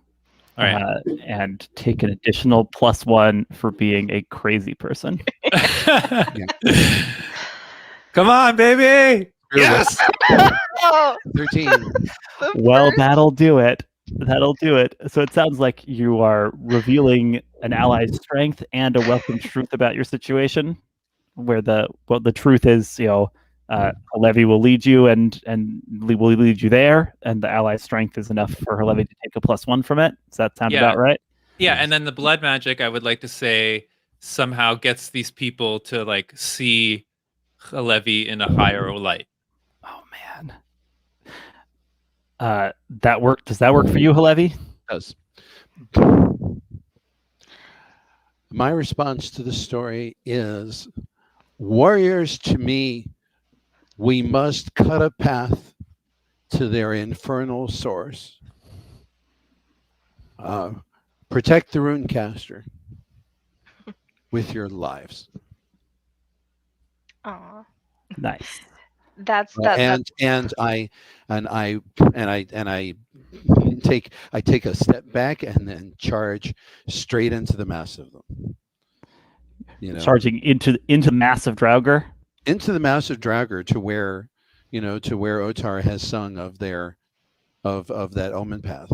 Mm-hmm. All right. So I think you're going to exhibit your prowess against a force of unworthy opponents here, Hillevi. Yes. Okay. Well, some of them I am primarily not trying to kill them, but so some of them I batter to one side with the shield to knock them down. Others I strike at a knee, strike at an arm, wielding a leg, strike at a head, and I am trying to cut, and I'm cutting a path. For others to follow, to try and find the source of this the Omen Path, which is must be the source of this malevolent magic, I think. Perfect. Yeah. So you're basically kind of trailblazing towards this Omen Path. Do you do you like leap into it once it appears before you? Yes, I do. With a cry, I'll run, protect us all. Let us send these hellspawn, back to the realms of the dead from which they came. And I just leap right in. Perfect. Yeah. So I think And you so you get it. You got to move. I do, don't I? You do. You kind of, uh, feel like the world kind of contract around you and then expand again as your senses are twisted and all of them suddenly go into overdrive and then go silent for a moment, and then suddenly you are in a totally different world because you have leapt through this omen path and landed not in the realm that you know and love, but you have passed over into a different realm entirely, a realm of ice and death, the abode of the Draugr, Carfell, and you look around at the massive horde of the dead, all arrayed against the omen path you have just dove through. And I smile.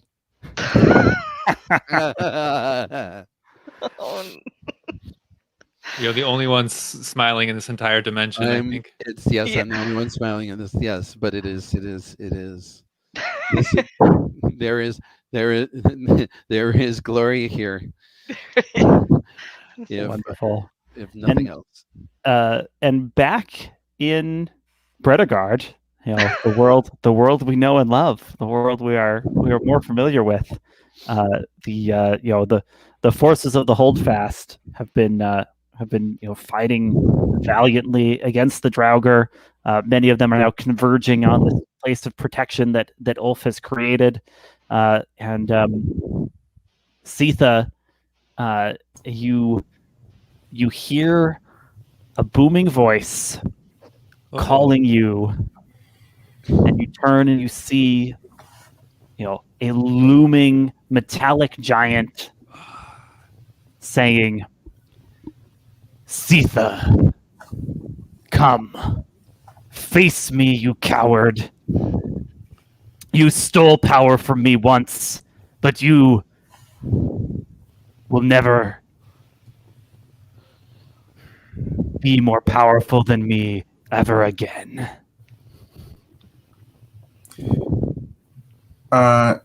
Yeah. Siða is this, enormous shadow sort of slowly approaching on the horizon. And she is what does it look like around her? What is the scene? Is she the only one who hears this voice? That is an important question. Many of the others are distracted. They've either followed Hillevi in battling these Draugr, or they're like staring after Hillevi, wondering what's become of her.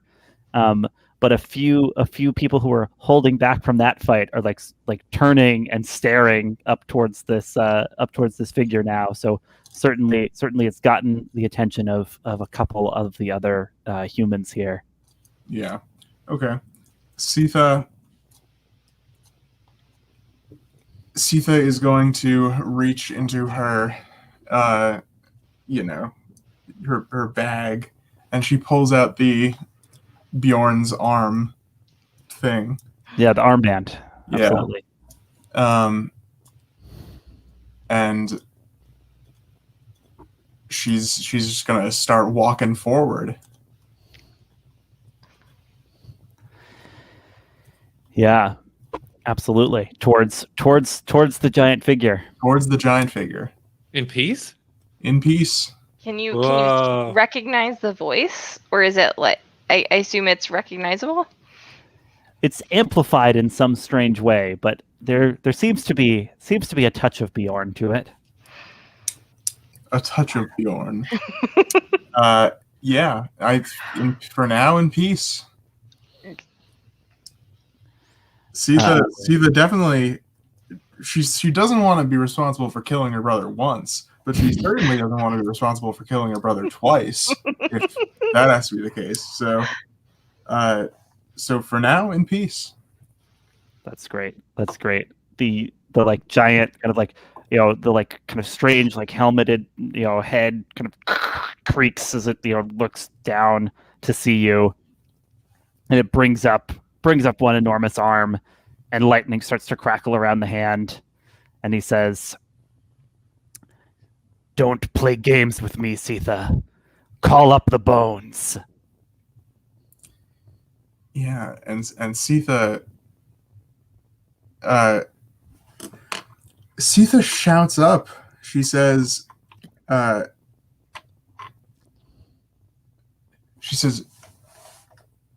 "It's been years. Where have you been?" Beautiful. Let's take our second break there. Take 10, be back at a quarter past the hour, and we'll see how the finale goes for all these characters. Yeah.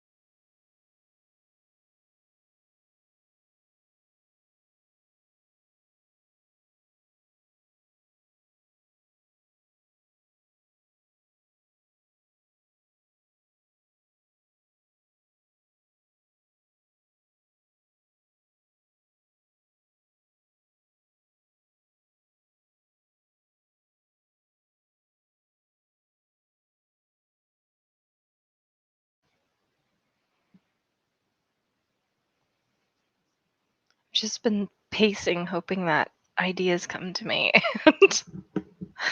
No, this is gonna be interesting.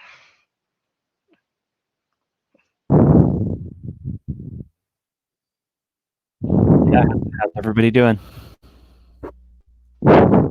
Hence, hanging in. I see some negotiation in chat about whether to offer Hillevi to the God of Death as a bargaining chip. I feel like that's not gonna happen.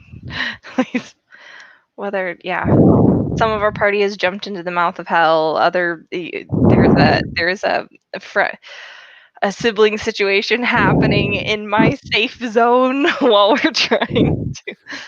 in the giant zone. Yeah, yeah. I forget. Do you have to roll to go bone bonded, or you meant a disadvantage while rolling any moves while bone bonded? The Or just the latter, first- 'cause I think you can automatically go bone bonded, but Yeah. Okay. the first move you make, you'll take disadvantage from this rune casting you've done. That was a good idea, Josh. I really appreciate it. That was it was a great idea. All right, are we ready to drop back in? Yeah. So I think what we get is a tracking shot, right? Of, like the camera moving all through this battle, right? Where it starts out in the Holdfast, where we see Draugr swarming in the streets, and we see that Geralt has taken the lead and is has all the non-combatants barricading themselves inside the Great Hall, trying to hold the doors against these these creatures, right, reaching for them. And then the camera moves through, and we see where Sigrid is fighting furiously, trying to strike down creatures right and left, and then to where Torvald is fighting cannily, right, organizing forces and trying to strike the Draugr from positions of defense, right, where they can cut them down without risking being dragged under the mob of Draugr themselves. And then we see Ursa, the troll, looking around at the melee. She just kind of sits down on the ground so that she resembles nothing so much as a large boulder. And kind of, a little bit of ice forms up around her. And instead of looking like, a tempting target of any sort, she just looks like an icy rock that, anyone should ignore. The camera pans around. We take in where Otarr has beaten himself bloody to sing this inspiring song. We see where there's a path carved through the Draugr to where Hillevi has Hillevi dove through an open path, and there's other warriors kind of hesitating whether they should charge and join her. And there's Siða staring up, holding out the armband, staring down the massive figure that she believes has her brother somewhere inside of it. And then Ulf, you created this rune, right? You felt the magic go out from you and form this ward of protection, and you can see from where you are the predicament some of your friends are in. Perhaps most notably, Hillevi having charged through into who knows where, but there is also a giant, a mechanical giant here, right? So I want to know, Ulf, what do you do? I think seeing Siða approaching this monster, he's literally aimed to go run off in the direction of this omen path, but seeing Siða addressing this giant metal beast that doesn't want to seem to speak peacefully with her, I think he would pause to see if he could sing the calm hate Galder Oh man, to make this, and especially when she's talking about her, it's been so many years, and he can tell that this is a deeply important person and is wrapped up in Sida's whole her whole reason for being here. So all right. You're gonna sing "Calm Hate." Okay, and roll plus heart. Let's go. Roll plus heart for Sing Galder. Oh my gosh. I'm so What would that sorry. be? That was Snake Eyes. Oh. That's the worst. Let me take a look at that. Okay, yeah. When you sing one of the Galder songs you've learned, roll plus heart, and on a miss, you are in the GM hands. Cool. So tell me, what is the sound of this song like? Like what's the sort of melody we hear as Ulf starts to sing this? I think that it's one that he remembers his mother singing sometimes under her breath in like meetings with the Jarl. Like he remembers her occasionally singing this, but it's definitely pitched for a high register. So I think it definitely strains his voice to hit all of the notes, but it's got a beautiful kind of lilting melody to it. It's the kind of thing where the magic of it is supposed to make you feel very nostalgic. It normally has this sense of when you hear it, you couldn't recall the tune, but it reminds you of your favorite tune that you have heard before. Yeah, beautiful, and it is beautiful as you start to sing it, and then this from this giant, Bjorn's voice thunders, "No, you don't. You don't get to mess with my head. Hate is all that's kept me going. I will hold on to it with my last breath." And the outstretched hand he has, flashes and lightning blasts out of this creature's arm, and it strikes the Holdfast. And there are cries and wailing from that direction as he says, as he brings up his other hand, and lightning starts crackling around that, and he says, "Bring up the bones, Siða, so I can tear them from you and claim what's rightfully mine." Muted. Yeah, Siða is a whole. She's standing there and she says, "If I'm rightfully yours, Bjorn, then kill me now. If I'm rightfully yours, then why do you want me to fight back? If I'm rightfully yours, then why don't you just step on me and crush me here like an ant, like you can? You know it's not right."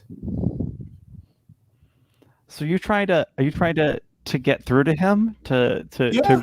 reach whatever is human inside of this monstrous mechanical thing? I do think that is an accurate description of what I am trying to do. Defy danger using charm and social grace.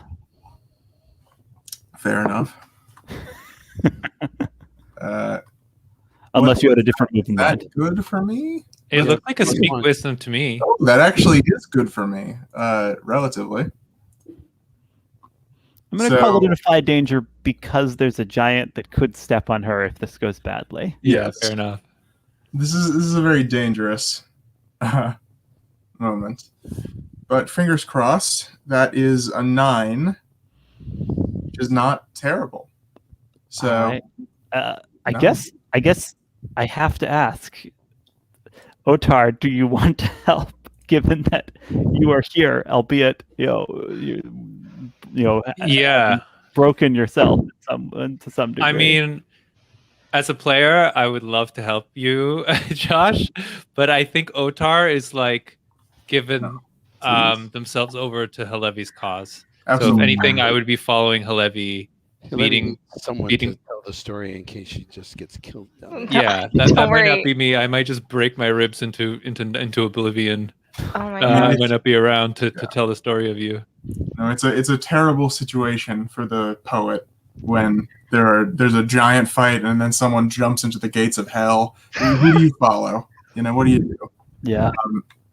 Very understandable. Yes.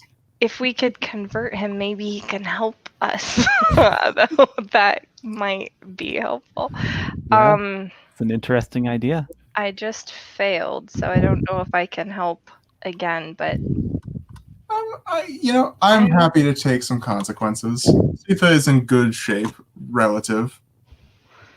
Well, you had consequences from your failure, so you can go again. You just risk another bad thing happening. Also, from the fictional standpoint, if you get hurt, you might be able to draw out the humanity even more, right? Exactly. It's an interesting thought. Yeah. So Siða, you're like kind of like, pushing him, right? I am pushing him. Yeah. I'm pushing Bjorn. I think there's some Bjorn left in that big robot body. Yeah. It's gotta be some Bjorn left in there. It's in his heel. He kind of flexes these metal hands, and then like in one fell swoop grabs you with one of them and like lifts you up to like kind of to stare him down. So I think he's still talking, but I think you're going to take a wound just from being grabbed by this partially electrified metal hand. Absolutely. Yeah, I haven't had much worse. This is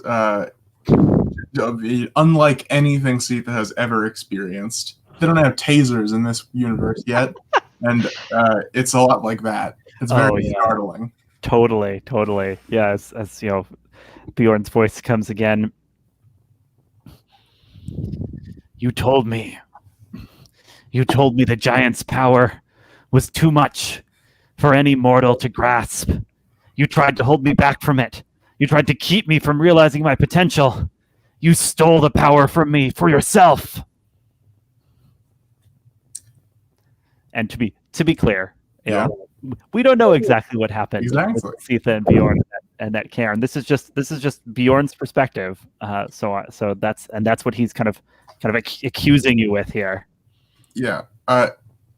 I would like to consult the ancient, because there is someone who happened to witness this little spat between us in that crypt. And it is, I wrote down a name somewhere, and it is I'm Gaetier, the giant, who is his own sentient being. And maybe Imgatir has his own recollection of what happened on that night in the forest. So I would love to hear two truths and one lie based on the giant's understanding and motives. Oh, beautiful. Consult the ancient, two truths and one lie. And so what you want to know is what happened that night. What happened that night? I need to know, so that way I can respond to Bjorn's accusations.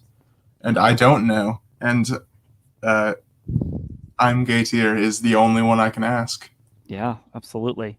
Let's cut away from that for a moment. When we come back, we'll have two truths and one lie. Hillevi, you find yourself far beyond any realm, staring out at the arm of the dead within Carfell, the frozen wasteland of souls twisted to the purposes of Egon, god of death. What do you do? And this is a wasteland, yes, right? It is a snowy, icebound land with scrubby trees and things like that, and strange little structures where they So I will scream out a challenge. I will say, send forth your champion, and I will prove on him.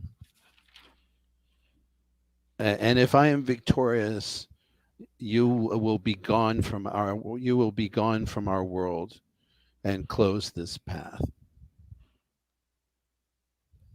And if you do not send forth, then I call you coward in front of all the gods.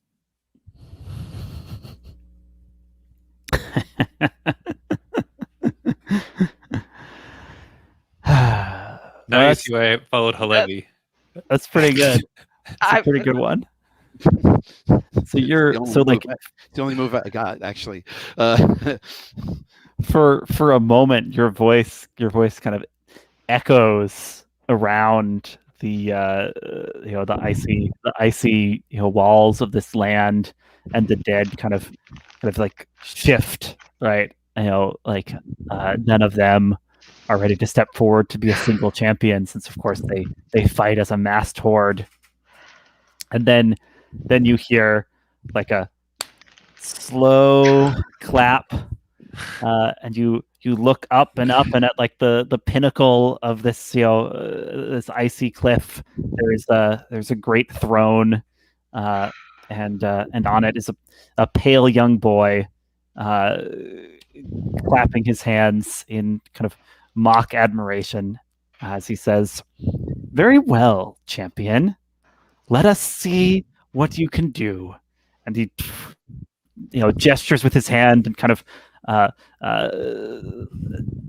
appearing in a swirl of shadow before you is this massive warrior angel, but with skeletal wings. Like it's clearly a Valkyrie that's been corrupted by the god of death, and she unsheathes from her back a massive scythe and squares off.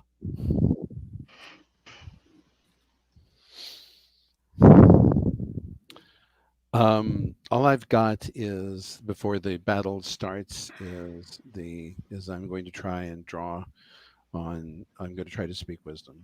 I'm going to try to draw on the stories that I've heard. I also want to remind you that you still have a +1 forward from my move. That's true. Okay, yeah, I was wondering if you still had a. Do you want to use that on speaking wisdom? I mean, I guess it makes sense.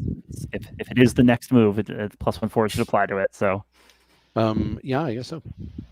All right. Speaking wisdom as you stare down this undead Valkyrie. And that's a 14. All right. The GM will tell you something interesting and useful about the subject relevant to your situation.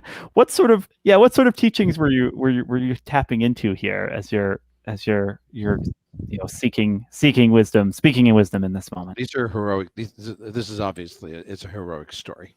Yeah. About how a foe like this, how Death's champion was defeated. It may not have been exactly this one. But the creatures of this realm must have a weakness from that is inherent to where they come from.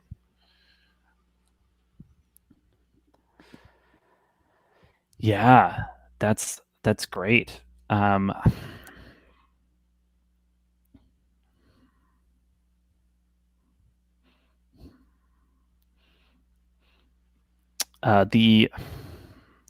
The weakness of the creatures of death is genuine, unadulterated joy. Perfect.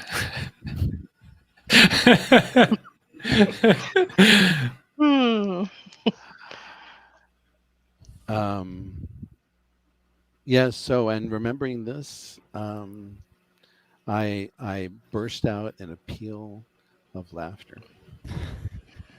Yeah, the Draugr all around kind of shiver. And then I charge. Great. I am running as fast as I can. No, Ulf, you're headed towards the This my plate took a little time, so you can have other characters catch up, I'm sure. So so Ulf, tell me a little about that. You are following after the kind of the trail that Hillevi cut through the dead in order to try and fling yourself after her through this portal between the realms. Can I join her as well? Yeah, well, that was fully hit part of his plan. I think he sees that the giant thing is going he can't really help with that right now. Like it's gonna happen how it is. I think well that, and like he just has this idea that like death's oppressive influence is kind of making everything worse, and so he is charging after, because he feels like that is the only, all these portents and everything. And I think while running out of the thing, just however he can pick Otarr up and kind of be like, we all have a part in this, or something like that. Just kind of like very pointed, kind of like, this is your fault for stirring her up and making her be like, yeah, I'm gonna go charge into hell. This is a great idea. But I think he will kind of pick Otarr up and keep running forward directly into the Omen path. I don't know if Otarr has any thoughts on. Yeah, I mean, like, I maybe if we, I feel like maybe when we're running, Otarr says like, if I don't make it, and I'm not sure if you could hear this, or maybe just the audience can hear this. It's up to you, Danielle. But if I don't make it, tell her I regret never letting her know that I love my daughter. Otarr is telling Ulf that as they're headed towards the portal. Yeah. I think that he will. Ulf, turns out he looks mad. He looks angry at you, and he's like, you will make sure that you will tell her this yourself. He's like, Hillevi adopts those who don't have family. She even talked about that your troll has the name of her mother. If anything could inspire her, like, it will be for those she loves. And like, yeah. And I think when you say something like that, Otarr just looks terrified.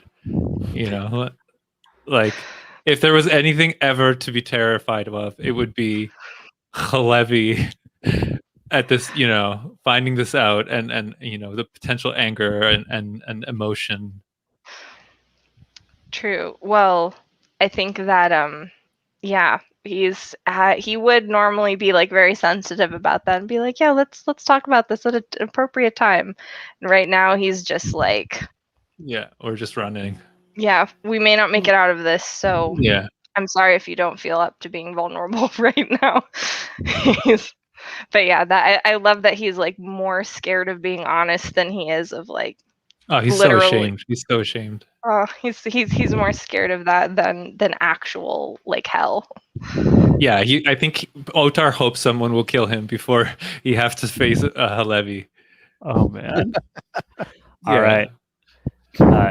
And so we see Ulf, dragging / helping Otarr as they, kind of duck under, the kind of flailing arms of Draugr to kind of sort of collapse through the Omen path, and you feel this strange, disorienting sequence of strange feelings and sensations, and then cold all around you as you look out on Karfel and on Hillevi charging this deathly angel with a scythe.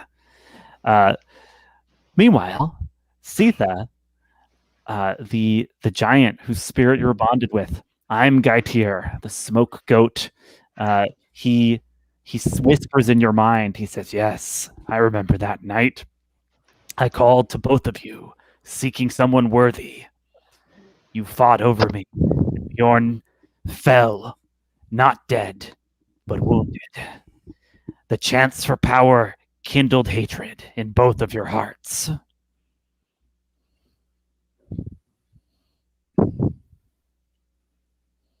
Ooh, I don't know. Harder to pick out the two truths and a lie part. Yeah, good luck with that. Go for it. Good one. Yes, excellent. Siða, oof. Siða looks at Bjorn and she's in Bjorn's hand, right? So she's not doing great, and I think she just says, "I'm so sorry." And then I think she says that you don't really want this. I don't really want this.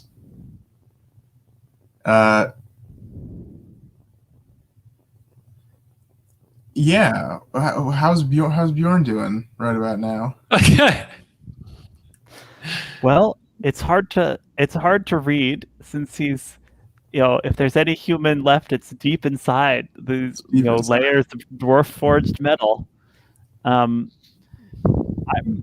wonder if you're in too deep and need a way out, possibly in an emotional sense. I am in too deep, and I do need a way out. Yep. I think that this might be a perfect time to escape. Yeah, and like depending on how this goes, perhaps you can offer. And my escape route is that I'm trying to touch Bjorn. Yeah. My escape route is that I'm through the heart, trying to get through to whatever is left of my brother at the heart of this hate, spite-filled automaton, and I'm gonna try and get him to let me go. So that is just a flat roll for me. Because arm is 0. Okay. Make arm is 0. Hey-o. Perfect. Wonderful. So what is that one? Couldn't have asked for better. Yeah, tell us what that means. So 8 means that I can stay or go, but if I go, it costs me. So I have to leave something behind or take something with me. The GM tells me what. So what would I leave behind / take with me if I choose to go? Here's what I think. If I think Bjorn, like something, Bjorn's voice will rumble again and say, "If you are truly sorry, then fight with me, sister." And he's offering you the chance to fight at his side. But if you do so, you know that the people of the Holdfast will never accept you. If they see you, if they see you perhaps as a giant yourself, but certainly in league with this giant, they will think you are an outlaw, an outcast, and they were wrong to ever consider bringing you in to their to their civilized embrace. But unfortunately, I think that the people of the Holdfast never did accept me. Some of them did. Wiglaf died over this argument. Siða isn't feeling very appreciated in polite society. And I think in this moment, she is willing to reunite with her brother.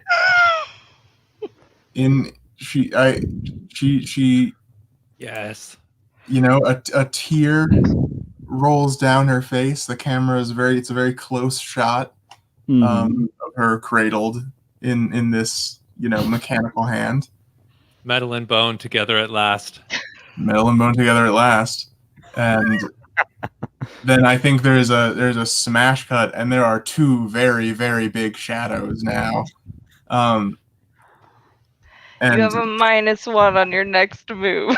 Siða is bad at being a bone bonded. So you do have that advantage. Apologies for turning on you. I hope that we're all okay with a little bit of PvP at the end here. Oh man. Yeah, well, I guess it depends, Alexia, on who Bjorn is fighting. Did he come here to fight the Holdfast, or did he come just to duel her? That is a good question. Yeah, I guess we'll see in a moment. You're like, I stand with you. Like, Amazing. where are we fighting? Yeah, and it's like, all right, we're done here, and then we just traipse off to some other realm. Yep. This was his business in All right. Brettgard. Yeah. Yeah, I think perhaps if it's all right with you, Siða. Yeah. What we see is the two giants, kind of striding together, and the people, kind of running and screaming, and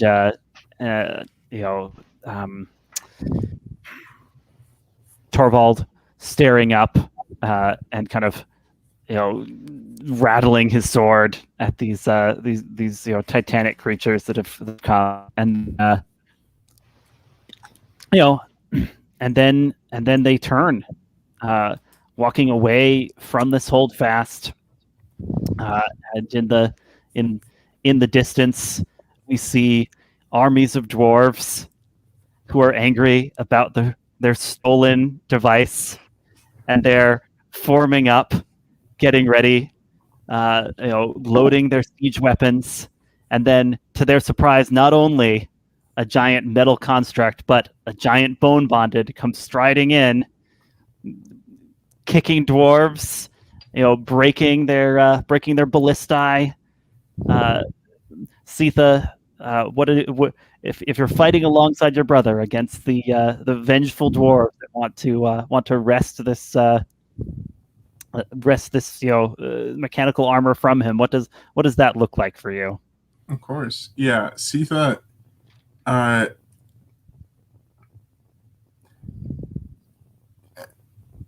Siða has reclaimed. He has this, the bone bonded bow, and I think that just like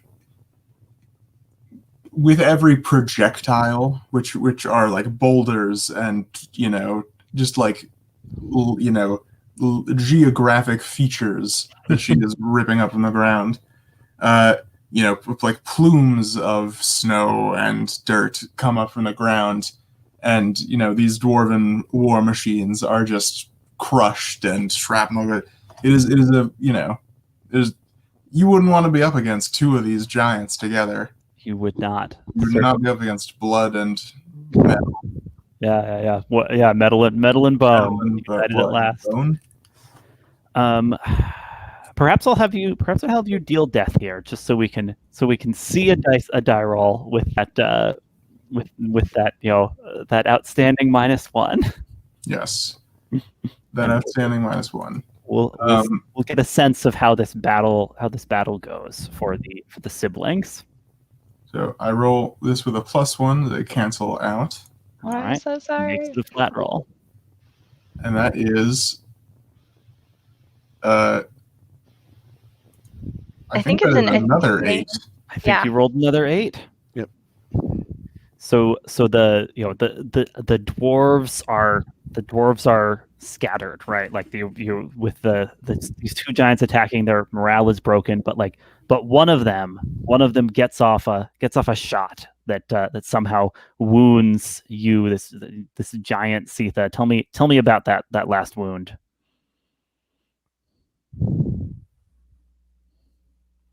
I think that last move is that damn blood leaves a trail. And as the giants sort of stalk off and disappear into God knows where, Gods know, there is a trail left behind that is clearly marked where the giant's blood has burned through the snow.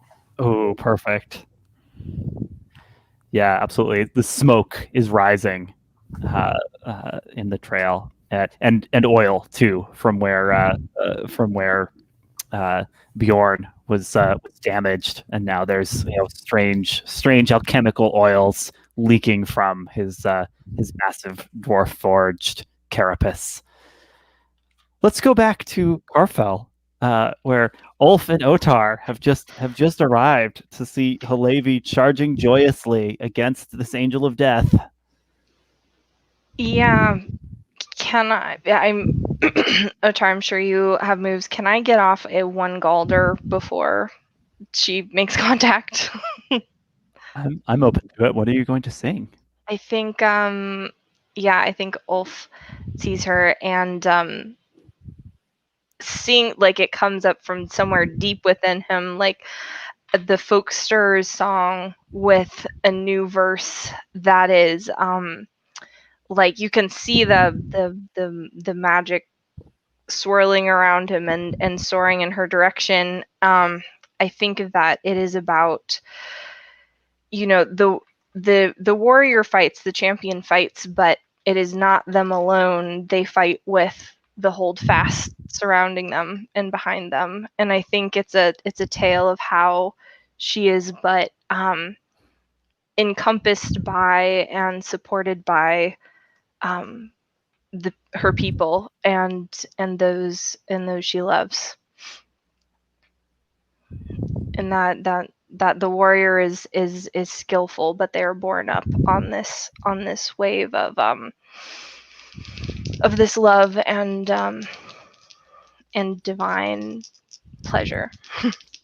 Yeah, go ahead and roll plus heart for that song. All right. Yeah, that's an 11. There we go.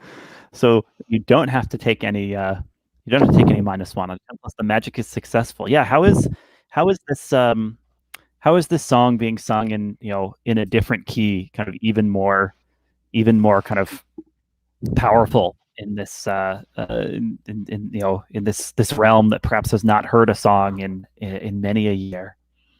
I think what happens is he starts singing, and it's set in a different register, as you said, but because they're in this magical place, what happens as it sallies forth, instead of just a wisp of blue smoke, you see this stream that comes forth, and it dances in the shape of people that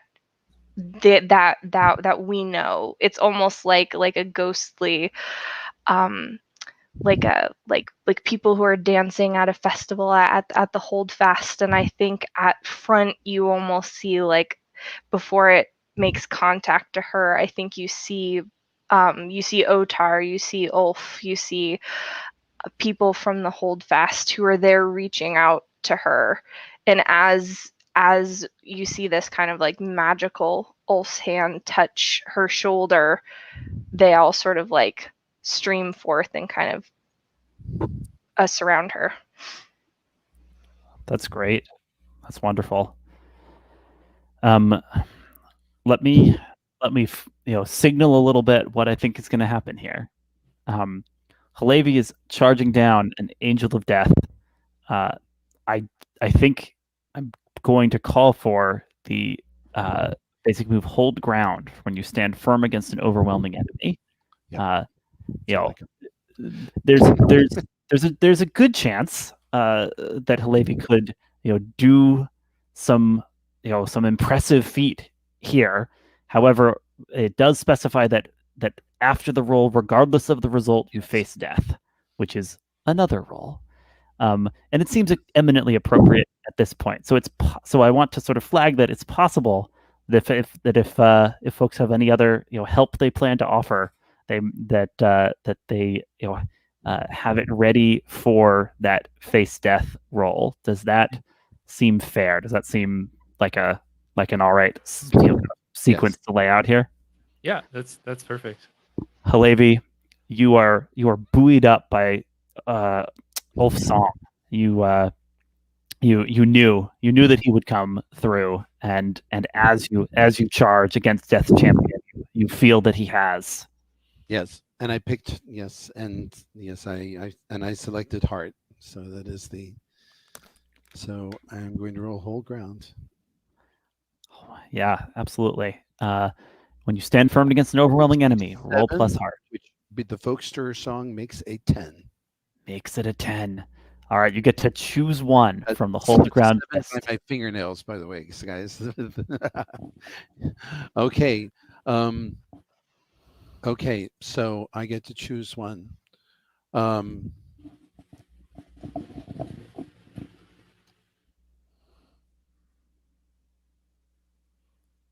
as you I don't battle think I.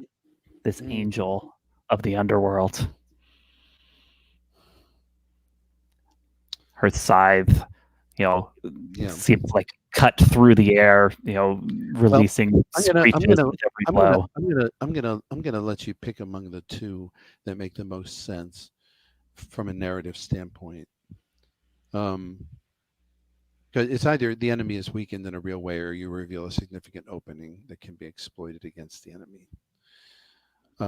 I don't believe I can kill an angel of death, especially not the realm of the death. But I could. But so I am trying to defeat one, however. And so if that means that I have to have an opening and then strike a tremendous blow, then that's what I'm going to do. So I think that's probably in order to defeat by the rules of this combat. This is a single challenge. If I defeat this angel, then I've won. And it doesn't matter whether the angel can be put back together again by the Lord of Death, because that almost goes without saying. Nice. Okay, right. It's not a there are always an infinite number of the dead, because they don't die. So the dead outnumber the living. And so I'm going to say yes. I created an opening. I think that sounds right. Yeah. Right. Yeah, I think there comes a moment where you like bring your axe up and like catch the scythe and like twist, right, and kind of basically kind of lock your weapons together, so you are kind of right up against this ragged, decaying Valkyrie, and in your opening, Hillevi, do you laugh? I laugh, and I spend a point of Berserker Gang to transcend the limits of mortal strength. I laugh like a mountain.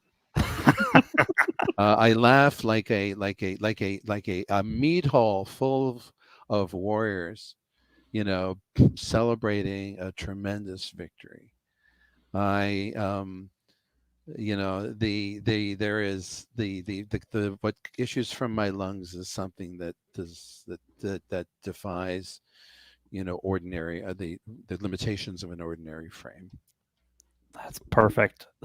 And so I think we see for a moment, kind of in the heat of this laughter, the chill of Karfell wavers, and the ice all around kind of cracks a little bit, and the angel that you're fighting, for a moment, in a kind of wave of light, you see her as a glorious Valkyrie instead of as a terrifying servant of the god of death, and she kind of bursts, right, this moment of her kind of true nature being revealed, ends in this kind of explosion right in front of Hillevi, and Hillevi, your next role is going to be facing death, which is in the special moves here. Can I help with this? I'm going to say you can. Yeah. Okay. So what I want to do here, and this is going to take a little bit of rule bending, but what I want to do is I want to use corpse speech, and I want to make myself the corpse. What? And I want to add to that I have through the blood magic of some kind that I've established with Ulf's mother, Freya, that we're bonded in some way. And so when I use corpse speech on myself in killing myself, basically, I bring forth Freya, and in whatever way that you think is appropriate, Hillevi and Alexi. I would love for Freya to help here. So you're kind of thinking that basically you're channeling Freya. Well, right. Actually, I'll offer something else if Danielle thinks it's interesting, is that it might allow Ulf to channel Freya. Ooh. Yeah, I'm open to that, sure. I was hoping that Otarr was going to maybe lead with some of his juicy information that he has been. It sounds like Otarr is making his choice. Oh, dang it! Taking it to the grave. Oh no, dang it, not today. I was keeping track of those wound statements. Darn it. Man. Yeah, if you're super determined to do that, yeah, Ulf would love to channel, obviously, like Freya, who might be a scary Egon servant right now. I'm not sure, but yeah, I'll find out. Is there some way because stinging words relies on painful secrets as well, so I almost wonder if you tell a painful secret about yourself, can you give Hillevi a +1 forward? That would be one interpretation of this, right? That like you with stinging words choose. Oh, I know exactly what the secret is. Of course, right. I'm just saying, if you wanted to go, I do like the Freya element, but even if you told the secret that killed you, you wouldn't have to stick around for the fallout. Right. So these are interesting pitches. I'm gonna check back in. Otarr, you've had a couple interesting options on the table. What is Otarr doing? He sees Hillevi, his daughter, in dire straits. Yeah. By the way, let me to narrate when the angel bursts, you see Hillevi, take a triumphant step back, and you see she is cut to shreds. I mean, that, in other words, that scythe connected again and again during this struggle, and only her extraordinary constitution and berserker gang kept her standing up. Yeah. And so and so she may be mortally wounded here, and she totters a moment. And that's what you see. Yeah, and I think I think we get a shot of Otarr just like crying in agony, and maybe we on camera we get something about under his breath says something about his daughter, but I don't think he speaks it out loud, and he just starts banging it on his chest with his one good arm, and then I think he falls to the ground, bleeding from the mouth, and then I think he whispers something under his breath in some kind of long lost tongue, and I think Freya in some form appears here to help Hillevi survive. So you're marking a wound, and I'm marking like 2 wounds. Okay, fair. You're marking fine. You're marking 2 wounds. Yeah. Because I'm bending the rules extra. I'm interpreting them in a very loose way, so I feel like that entails extra woundage. You can always just choose to mark the face death wound if you really want to. Oh no, I didn't know that. Otherwise, I would have just done that. And you're singing Galder. Hmm. Roll plus heart. Oh man, I have to help you with this crazy thing. If I die and it doesn't work, that's great. I'm happy no matter what happens. But I do succeed. Oh, that's great. Okay. All right, on a 10, something in Otarr's song summons up Freya's spirit. And Ulf, you feel her beside you, around you, comforting you, but her embrace is icy itself. And she says, "So you've chosen, my son?"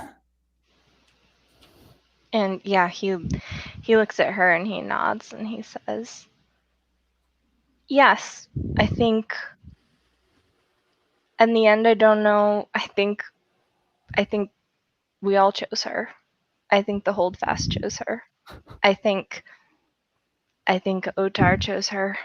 How could I not?" And I think he says, he's just like, I think I always knew. And the look that he gives her is the pleading look of a son who has the one closest to him. He's asking for her help in some way. He would stop to help Otarr, but I think he just runs over to where Hillevi is tottering back from this battle as her wounds are starting to show. All right.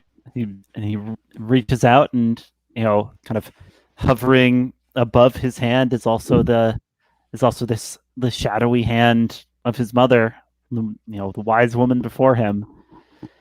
And we'll go ahead and interpret this corpse speech effect to be a +1 for Hillevi's face death.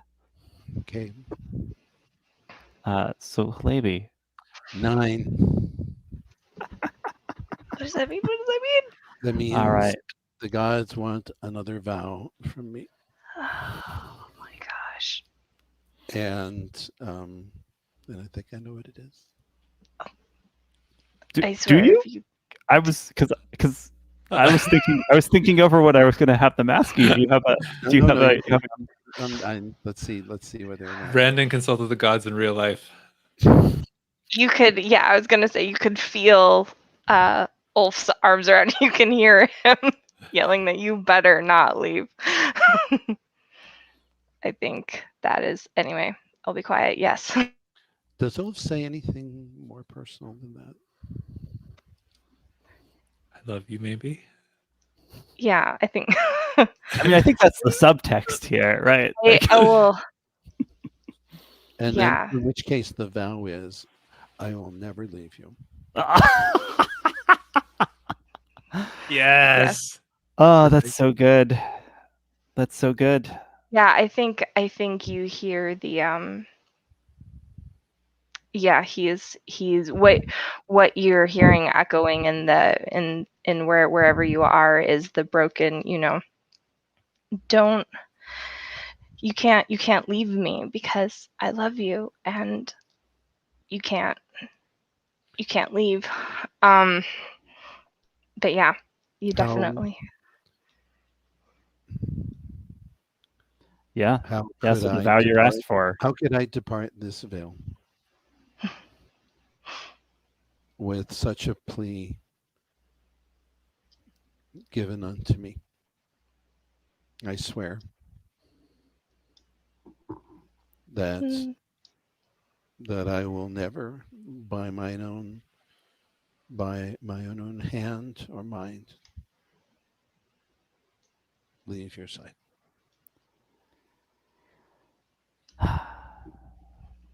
All right. Go ahead and write that vow down on your character sheet. I think it's epilogue time. Can Ulf hear that though? Like does she come to enough to speak that, or is that like to the gods? Well, you can hear it. Yeah. Okay. It's vows are made out loud. Okay. Hillevi pauses a moment and says, I think I've spilled enough blood to to fulfill that part of the rite. So it only becomes to me to speak the words. I think and I will yeah. never. And while I have strength in my arm and my mind, I will never leave you. Wolf. I think he nods and he says, you have spilled blood, but it is yet for me. And I think, let me take Viking liberties here. I'm sure this isn't how the ritual goes, but I think that you see him pull a knife to cut his thumb, and he wipes the blood over his mouth, and then he kisses her. Oh my goodness. Yes. Yeah, absolutely. I don't care how the Vikings done it. That's how they should have done it. Oh, and there's Gotta be. and the realm of the dead is filled with joy. Yeah. It's filled with love. Yeah. And the Draugr, hiss in horror and step back. And I think the last thing we see is Hillevi's axe has fallen to the ground, and as she makes this vow to stay by Ulf's side, the axe disappears in a small puff of smoke, and then up on the throne, looking down, Egon, the god of the dead, has a new axe in his hand, kind of weighs it, nods to himself, and says, "This'll do." Let's go round for epilogues here. I'm gonna start with Siða. Siða, do we get a little glimpse of what becomes of Siða here? Yeah, that is. I think that you see her and Bjorn just sort of rampaging for a little bit. You see a nice little montage of them in wonderfully diverse locales. They're on the beach. They're in a tundra. They're in the forest. They're all over the place. And Okay. I think that Bjorn is busy, and I think that eventually, it takes a while, but I think that with coaxing, Bjorn detaches a little bit from his reliance on hate and his mechanical dwarven stolen war technology. Get him to open up, literally. Literally, yes. Hopefully, he's not Yeah. just a cyborg or something like that.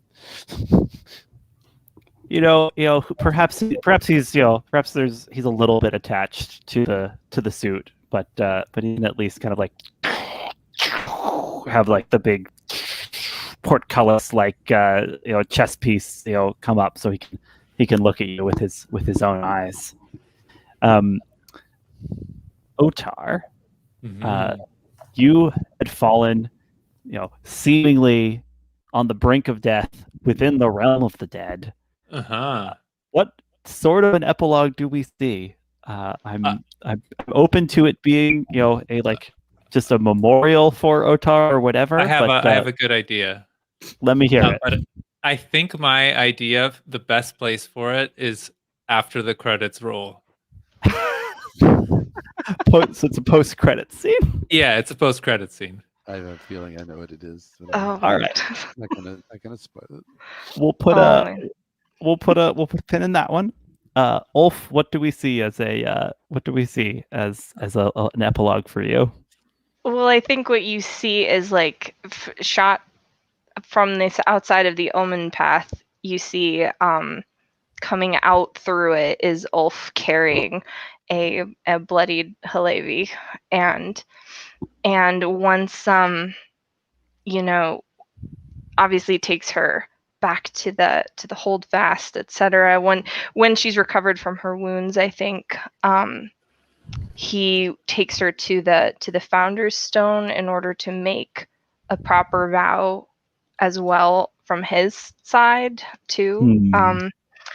and because I think in the ceremony he says, you have already vowed more than enough, but he swears by, his mother and all of the gods witnessing that his soul will be bonded to yours in this life and however many realms the gods may take yours, so that wherever she travels, he will never be far behind. He will never leave her side. And I think that you just see all of like the magic summoned and kind of swirling around them, both. And there's which might happen, I guess, in a marriage ceremony, but this one is different. There's kind of like a spark between them as they've joined, that kind of like flings out light after. So yeah, that's excellent. Hillevi. I'm not sure I have anything more to add, save the handfasting and marriage. Yeah. Because I'm not going to say what happens to Hillevi in terms of the Holdfast. Yeah, that's what I was wondering. So you're not making a statement about, does she try to make a play for political power? Does she go voyaging off elsewhere, kind of listening to the to the god of the voyage that had Hillevi's found her lodestar, which is Ulf. And so what Ulf, where if fates draw them away, then that's where they'll go, and if fates have them remain here, then that's where they'll stay. All right. And so Hillevi's not. I don't know what happens to her. That's fair. I think we just get shots of Hillevi and Ulf, as they return to the Holdfast, at least temporarily. They look around and they see. Unless you want to be very corny and skip forward a bunch of. You want to be corny? Okay. Then what you are is you see Hillevi is winding a piece of sinew around a little bitty axe. Okay. And then steps over and hands it to a delighted little boy. and picks up a shield, and she says, "Okay, this is now okay. This is how you do it." And teaching their or a little girl. Let's have a big girl. Twins. She's teaching their daughter twins. I love it. First, how to their first baby. Their daughter's first baby axe. First little axe. And I like the idea of like their son kind of toddling over and messing around with the lots on the table that Ulf has set out. Oh, that's good. That's good. I also like the idea of like the first lesson is like how to laugh. Yeah. Kids are good at that. This is great. I feel like this is like maybe like mid-credit scene, right? We get this like glimpse of the future, and then post-credit scene, we have Otarr's epilogue. Yeah. Okay. Sorry. You, Brandon, you had an idea. Okay.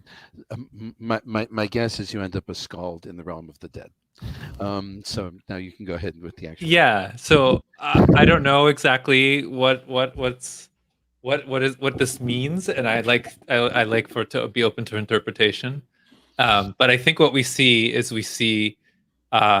Otarr's frozen face in like this smile and sort of snowflakes dropping on it in the realm of the dead, and we get this sort of lingering shot on his face, seemingly as though his wishes are fulfilled, and then we suddenly see his corpse pulled out of the frame, and we get a shot of Otarr's ghost pulling his own body towards some kind of shimmering something on the horizon, and then the screen goes black.